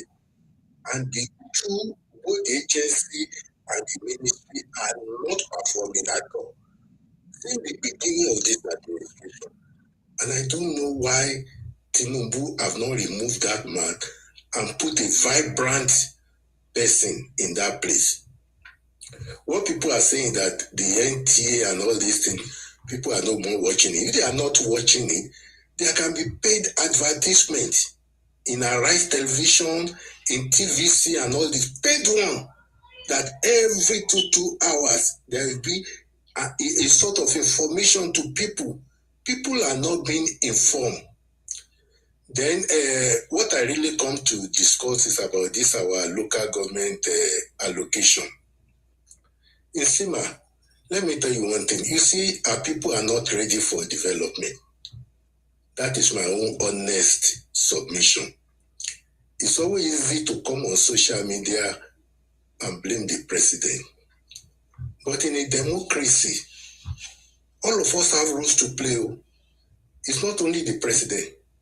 The president have his role, the governor have their roles, the local government chairman have their roles. Then we citizens of Nigeria, we responsible citizens of Nigeria also have our roles to play. What I've observed is that we citizens, we are not ready to play our roles at all. The only easy thing we know how to do is to come on social media and blame successive government. We are not ready to play our roles. Let me go back to this local government. The president has done his best. He has cracked the code that the money going to local government is not being properly utilized. He went to Supreme Court and make sure that he got a judgment that they should pay this local government directly. As we are talking today in Sima, there is no local government in Nigeria that receives less than 7 billion naira every month. 774 local governments all over Nigeria. Imagine that 7 billion naira every month to a particular local government is being judiciously used in all local government. In Sima, just imagine it. The kind of development all of us will witness in this country will be so massive. Each local government will have its own hospital, we have its own primary school, we have its own agricultural farms, and a lot of other things I can imagine. The youth will stay in their local government, they will not be moving to Port Harcourt, Lagos, Abuja, and so on. But this money, every month in, month out, this money is being squandered. Either with the local government is shopping it alone or is shopping it with the governor. So what are the roles of the citizens? It's simple. Let's start with the local government.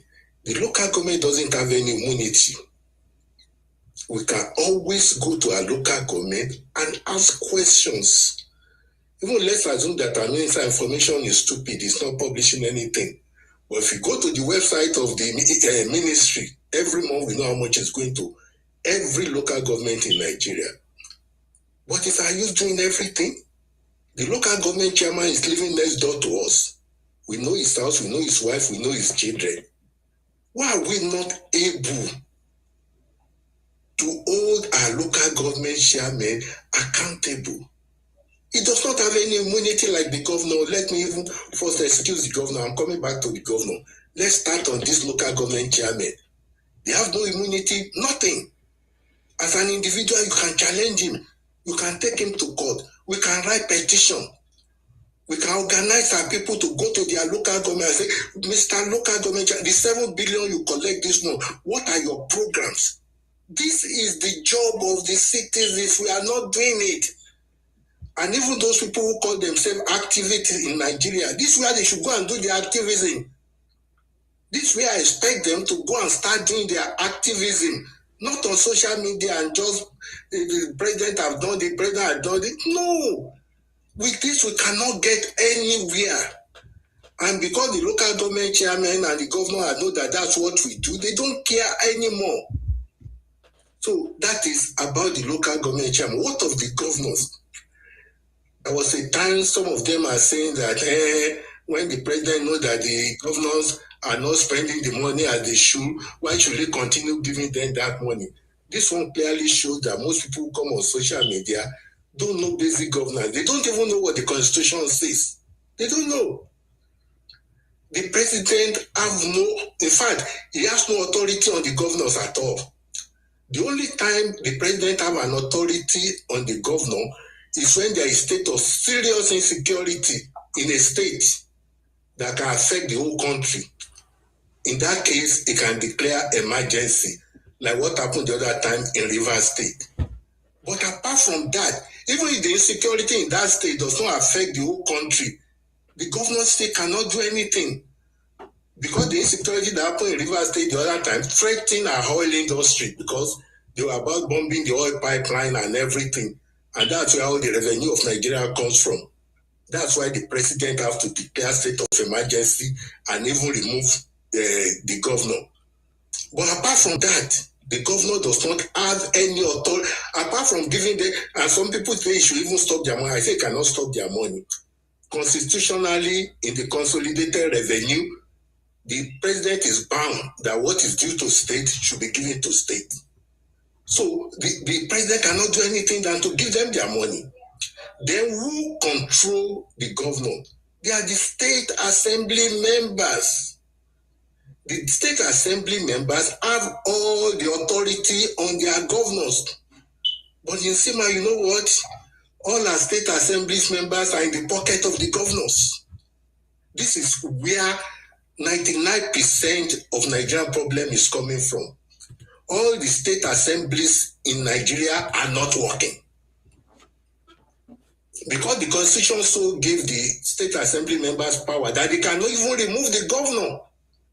They are the only one that can remove the governor effortlessly. But what do we have? All the state assembly members are in the pocket of the governors. So the state assembly members are not doing anything. And we are the citizens that voted them into power. Just like the local government chairman, the state assembly member did not have any immunity too.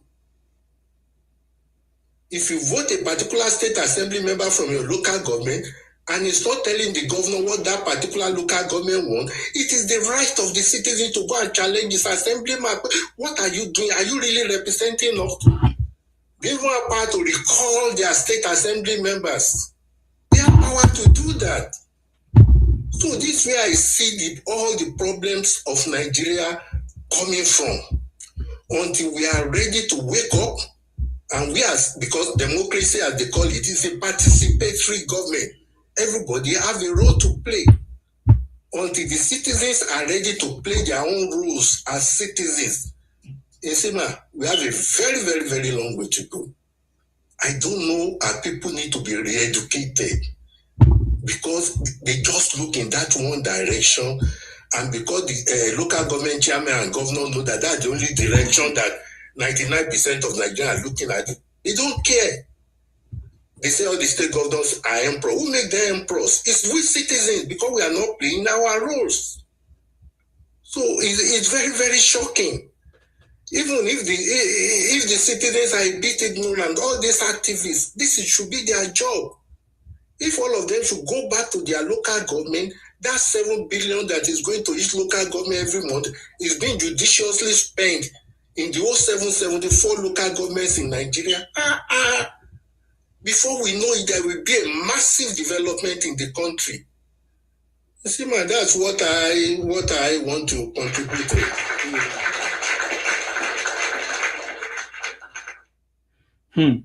Sir, you really said it all, and I think this is the solution. This is the complete solution to when people come out to say, "Oh, we are hungry, we are this, that. What has Tinubu done? This."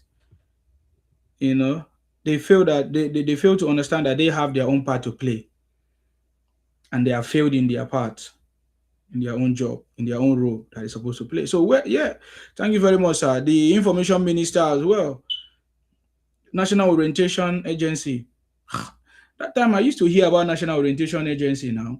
So today I don't use even words that we don't even know their job, what they are doing. So yeah, that gap has to be closed. And then our people at the local level, local government, state, should rise up and hold their own leaders accountable, because as it stands now, the federal government cannot withhold the money. He has to disburse the money to the states and the local government. And that is what President Tinubu have been doing. But there's a gap. The gap there is that there's no proper communication, and the people are not using the money to do what they are supposed to do, what they have been giving them the money for. So you see the point now. So that is what is missing. And you rightly pointed out the cash TVs that we have in this country. Most of them are looking for political position. Is sure we're not looking for political position. Is it really a cash TVs? You should do. If you are a cash TV, you will focus, you'll be concentrating. But Oshowere is not concentrating. He's also fighting for a political position. So that tells you that there's an interest of conflict, or conflict of interest. What did they say? Then other people, the same thing. All of them that paraded themselves as cash TVs, we see today, they are now picking up forms because they were looking for opportunities. Everybody looks for opportunity in life. So that's where the gap is. So as it stands now, we don't really have cash TVs in this country, Nigeria. We only have people that are politically motivated with their own personal interest, which is now like a conflict of interest to doing the selfless job or a volunteering job as a cash TVs to do what you need to do. So that is what is missing right now. So there's no protest that the governors have failed to use the resources.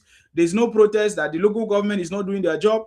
There's no correct protest. Every other thing is just my. That is why whenever I hear say government, they flog people, the police, they deal with all those fake protests, I don't have problem with it, because I know they are politically motivated protests and all of that. They are not for the interest of the people. So yes, sir. Thank you very much. You are very, very correct. But I can tell you, gradually we are going to fix this. Gradually, by us keeping talking about it, educating people, because most Nigerians are not politically, will I say, knowledgeable or politically educated. They are not. They just think that, oh, it's just plug and play. Oh, when a president comes, you just fix everything in the country. They don't know their process. President cannot just do things. He needs approval. He needs from assembly, national assembly. He needs other arms of the government working together with him to achieve it. You see, they don't know that the president don't have much influence of the state. If the state governors fail to do their job, they have immunity, and it's only when they are done with their job that maybe the power can now come on them, which I think this can also be changed in the 6th Amendment and other laws that is going on. So, yeah, how can we fix our country? By solving all these internally available or issues that need to be resolved. And just like you rightly said, if every local government is working, fixing 7 billion that is being received, man, I don't know. I mean, this president have tried a lot to provide resources, provide the funding. What is now remaining is how to make the state governors, the local government to work. And so the people must rise up and hold your governors accountable, hold your leaders accountable, hold your senators, your reps. They all have projects. They all have what's supposed to do. The senators have constituency project. The reps also have a project to execute. Are they doing it? They are just pocketing the money. And then because you are ignorant, most of you are ignorant. So you come and complain and say, oh, what are they doing? They have not done anything. Anyways, I think I need to go to the next person. Yoruba greatness, I salute you. Thank you very much, man.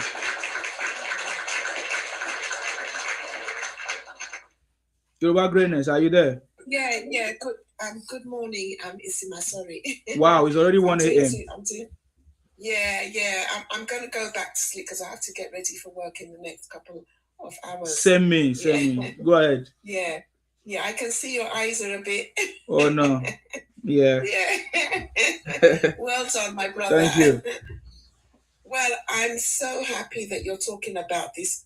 Hold your governors and local government chairmen accountable.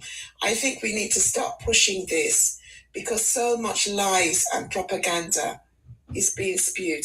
And you know what, Asima? You know what, my brother? Go ahead. It is now so obvious what these people want to do.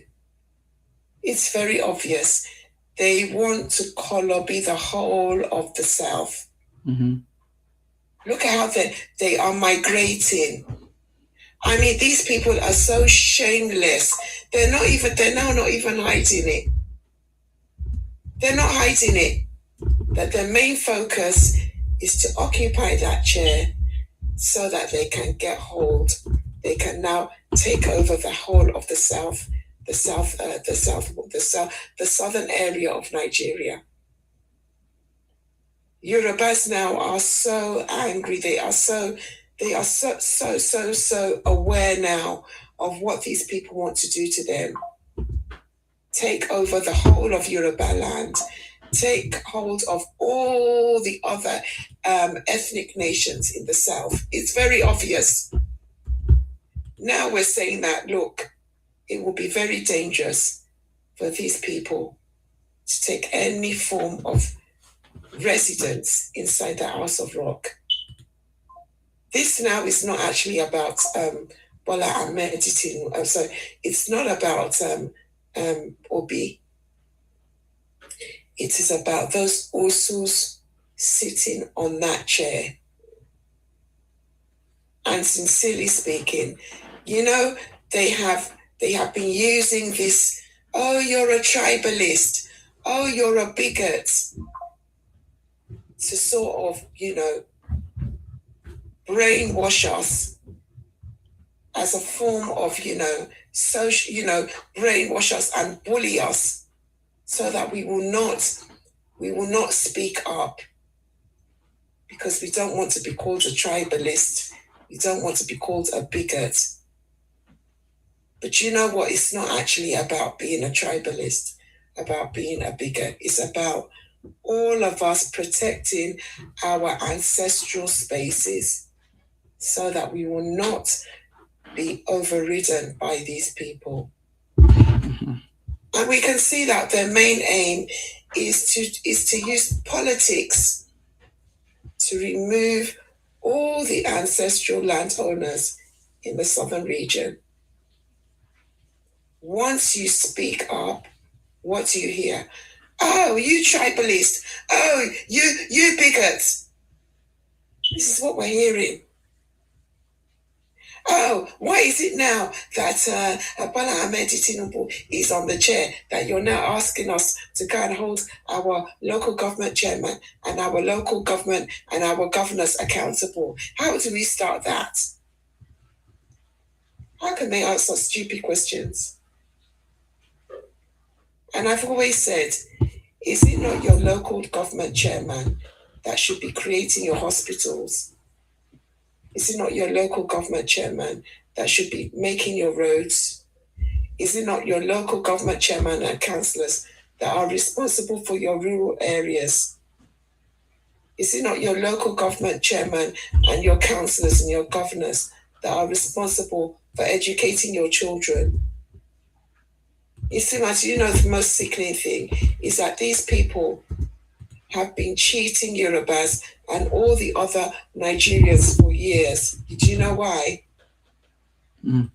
Because when they take up positions in our respective homes, in our respective ancestral homes, are you aware that we will be responsible for them for the rest of their lives?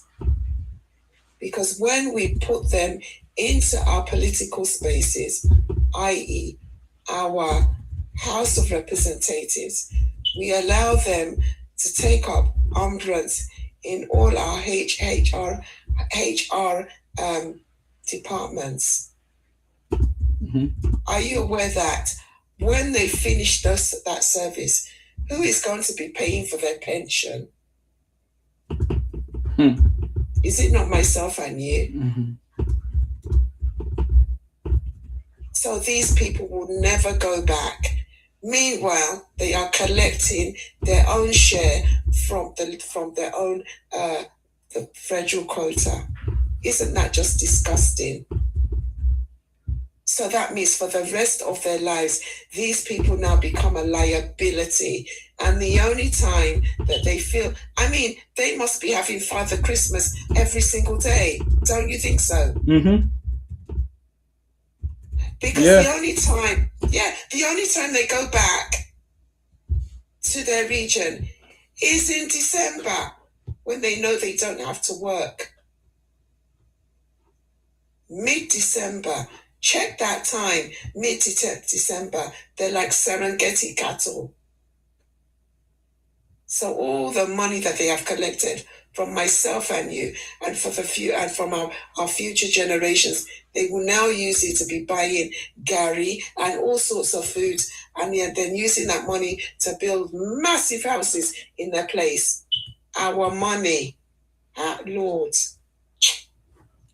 Can you imagine? They'll now go back in their place. Thank you very much, Will.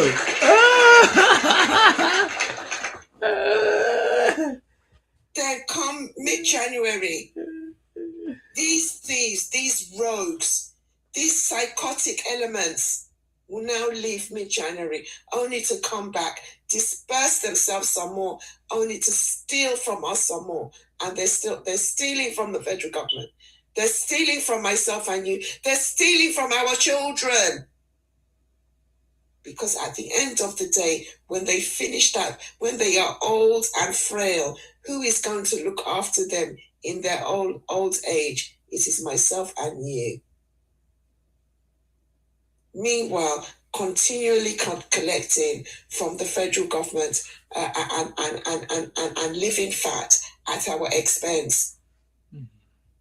So maybe apart from asking us to hold our government and our governors and local government chairmen accountable, why don't we start asking, why are these people not staying on their land? Why is it that it is only mid-December that they return and mid-January that they leave? Why don't we start asking them that question? I think all Nigerians should start asking them, what is stopping you from staying on your land? We are tired of feeding your sorry asses. We are tired of schooling, using our money to be giving your children free education. We're tired. We're tired of you using our free healthcare, our free health services. We are tired. We don't want to do it anymore. Yorubas don't want to do it. Ikwere people do not want to do it. Akwa people do not want to do it. Hawusas do not want to continue to feed you people anymore. Go back home. Go back and stay there. This is my submission for now. Thank you very much, Ma. I appreciate you. Thank you very much for your contribution. Powerful. Go back home. Go back home. Instead of you staying here and be complete, go back home to where you come from and then build your own place. That is fair. Thank you. I appreciate you. Okay. Yeah, is there another person that have something to say? Because I think I need to go and sleep too, because I've got a lot. My eyes are already showing that I've not been sleeping, so it won't be good that they see me that my eyes are not looking good. You have tried, my brother. Go and have a good rest. Femi, I salute you. Okay. All right. Thank you very much, guys. I appreciate you for coming. May God bless all of you. We will continue to speak up. We'll continue to educate people that needs to be educated. But one thing you should know and remember is that the city boy is on the throne. It's an open invitation. It's still open. The invitation is still open for you to join the winning team. Because this is the winning team, guys. Any other thing you are doing, you are making a very big mistake. Supporting Kwankwaso today is a very big mistake. Do you know why? because they couldn't solve any problems when they were in power.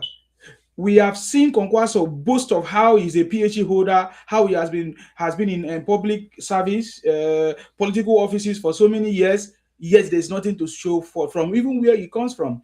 Where Kwankwaso comes from is where the insecurity issues is ravaging the whole of the country, Nigeria.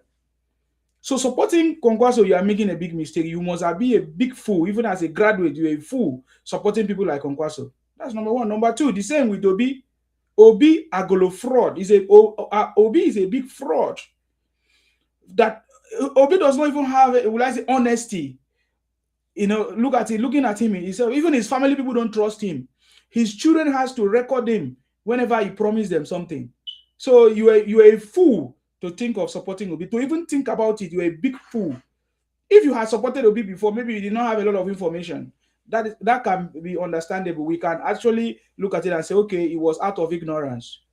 But now that you are verified, according to his slogan, go and verify it, we have all verified and we have seen that Obi, Atiku, all of them have nothing to offer. We all know the story of Atiku, a man who later became a Nigerian, and his sole purpose was to privatize everything that Nigeria got. He made so much money that he has to even confess by himself that he regretted not using the $16 billion that was given to him to sort out the electricity problem with his boss, because Obasanjo cannot be exempted. They are all part of these problems.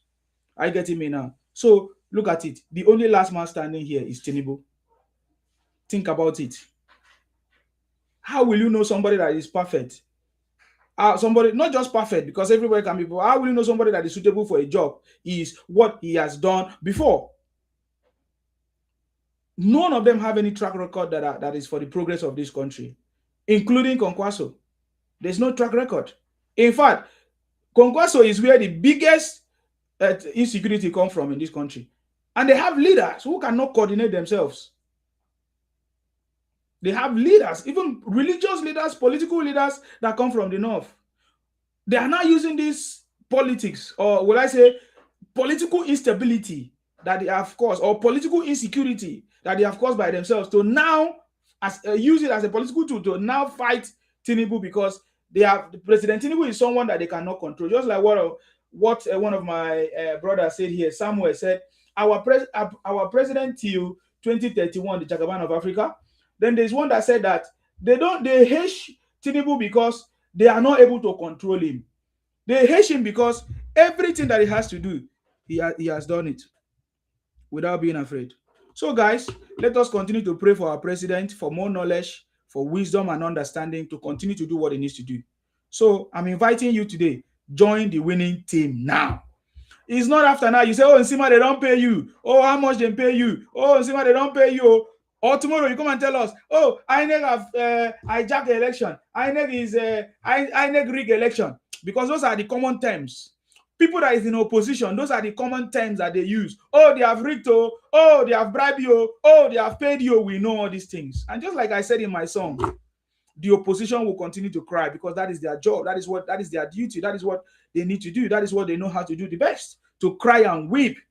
But for us that is in the winning team, we are happy and we are shining every day. So come and join us in the winning team, because we are the winning team. I can tell you, in the 50 years to come, there is nobody that is going to defeat us. 50 years to come. So if you are not in the winning team, just think about how much time you are going to be crying.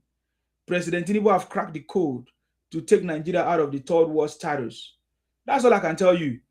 You see, he has, make partnership. Look at, I've received a lot of information of how President Tinubu have, just 2 days now, just 2-3 days now that he went to the conference. He has so many investment partnerships that has already come forth that they are not even reporting in the news for you, because they don't want you to know. Look at how the media has deceived you too. Look at how the media has, hold information without telling you the real thing that is happening in this government. That is why, for me, I'm also calling on the information minister and whatever minister to rise up and do your job. If you can't do your job, get out of that place. I mean, at this point in this country, it's not about occupying any political position and just to be there and get money. How can we give the North a political position like information minister and he's not doing his job, and we are keeping quiet because we want to be politically right, because we don't want to raise the dust? What are we talking about? If somebody is not doing the job, why do we keep the person there? Information minister is not doing the job. National Orientation Agency is not functioning. And this is creating a gap between Nigerians and the government. And people don't know what is happening. Man, I don't want to get to that point where I'm going to be so angry. But I can tell you, there's a lot that can be done if we come together. If we hold our leaders accountable, hold our governors especially, because now they are receiving 3 times of the federal allocation. Our local government are now receiving not even less than 7 billion every month. Think about it. If all these resources are put together, will Nigeria not become a better place? Instead of you sitting down there and be blaming President Tinubu for all of your problems, say, oh, you are hungry, this and that and that. And it is foolishness if you are from the south. Every day you open camera and you are blaming, you are using, will I say you are politicizing the insecurity in the north and you are from the south. You are commercializing the insecurity in the north and you are from the south. You must be foolish. Is it how the north commercialize your problem in the south? The last time that they said that there was a what did they call that thing? They were protesting against police brutality. Did they not join you to protest? You're a foolish idiot. If you are from the south and you are commercializing and will I say politicizing the political insecurity created by the northern politicians in the north to spite President Tinubu, you must be a fool. So that I know that you must always come from Igbo. Anyway, you must always come from Southeast. I know you guys. But you see, it will get to the point that you understand that the whole of this country, Nigeria, is waiting for the manifestation of those Nigerians that understand what President Tinubu is doing, and you will not be able to run those your propaganda and the marketing again. We know you're a product of Obi. Either you're from Obi, you are from Southeast, you are from Igbo. Those are the characteristics. Those are the properties that you have, that you are exhibiting all your rubbish and the marketing propaganda. Will I say skills without knowing? You must be a fool. I know that you guys are fools. You have been a fool for so many years. You understand? So stop demarketing Nigeria, stop running propaganda, stop commercializing political insecurity created by the northern politicians and their religious leaders that have failed. Stop all those nonsense. You understand me? Because they are Nigerians who know what is going on, and we can never allow you. And just like what our president have said, that my enemies are trying to use insecurities to remove me from office, that I go nowhere. So because we already know you guys, that is your game. That is all your game. Every day we'll be keeping writing, telling us, oh, look at insecurity in there. Look at this. How did he know? If not the one committing the crime. Obi is the one committing all this insecurity problem, creating it and writing it in his tweet in order to spite people or to portray Nigeria as a bad place, because he say he's a bearer of bad news. Obi, look at the kind of opposition that Obi is practicing. And you as a graduate, you are following Obi. Obi who is not a graduate. Obi did not go to school. Obi was a trader. Keep being a trader. He experienced Abacha regime that he took all the money and bought properties in London. 1996, where were you? You were a fool. You are celebrating Obi. Who took your resources? And you are telling me nonsense. Bunch of criminals. I don't have anything. If you are hungry, you are hungry. You will remain hungry forever and you will die being hungry if you don't know what to do to set yourself free from this bondage. Anyways, thank you very much, guys. May God bless all of you. May God bless our president, His Excellency Asiwaju Tinubu. May God bless his vice, Kashim Shettima. May God bless the uncommon Senate President, Godswill Akpabio. May God bless all of you, all Nigerians, all the people that want the progress of this country. May God bless all of you. May God bless you, the South people, the Waso South, the Southwest, the Southeast, even the North. May God bless all of you. Stay blessed, guys, until I come your way next time. Thank you very much. Thank you, and bye for now, guys. Bye-bye.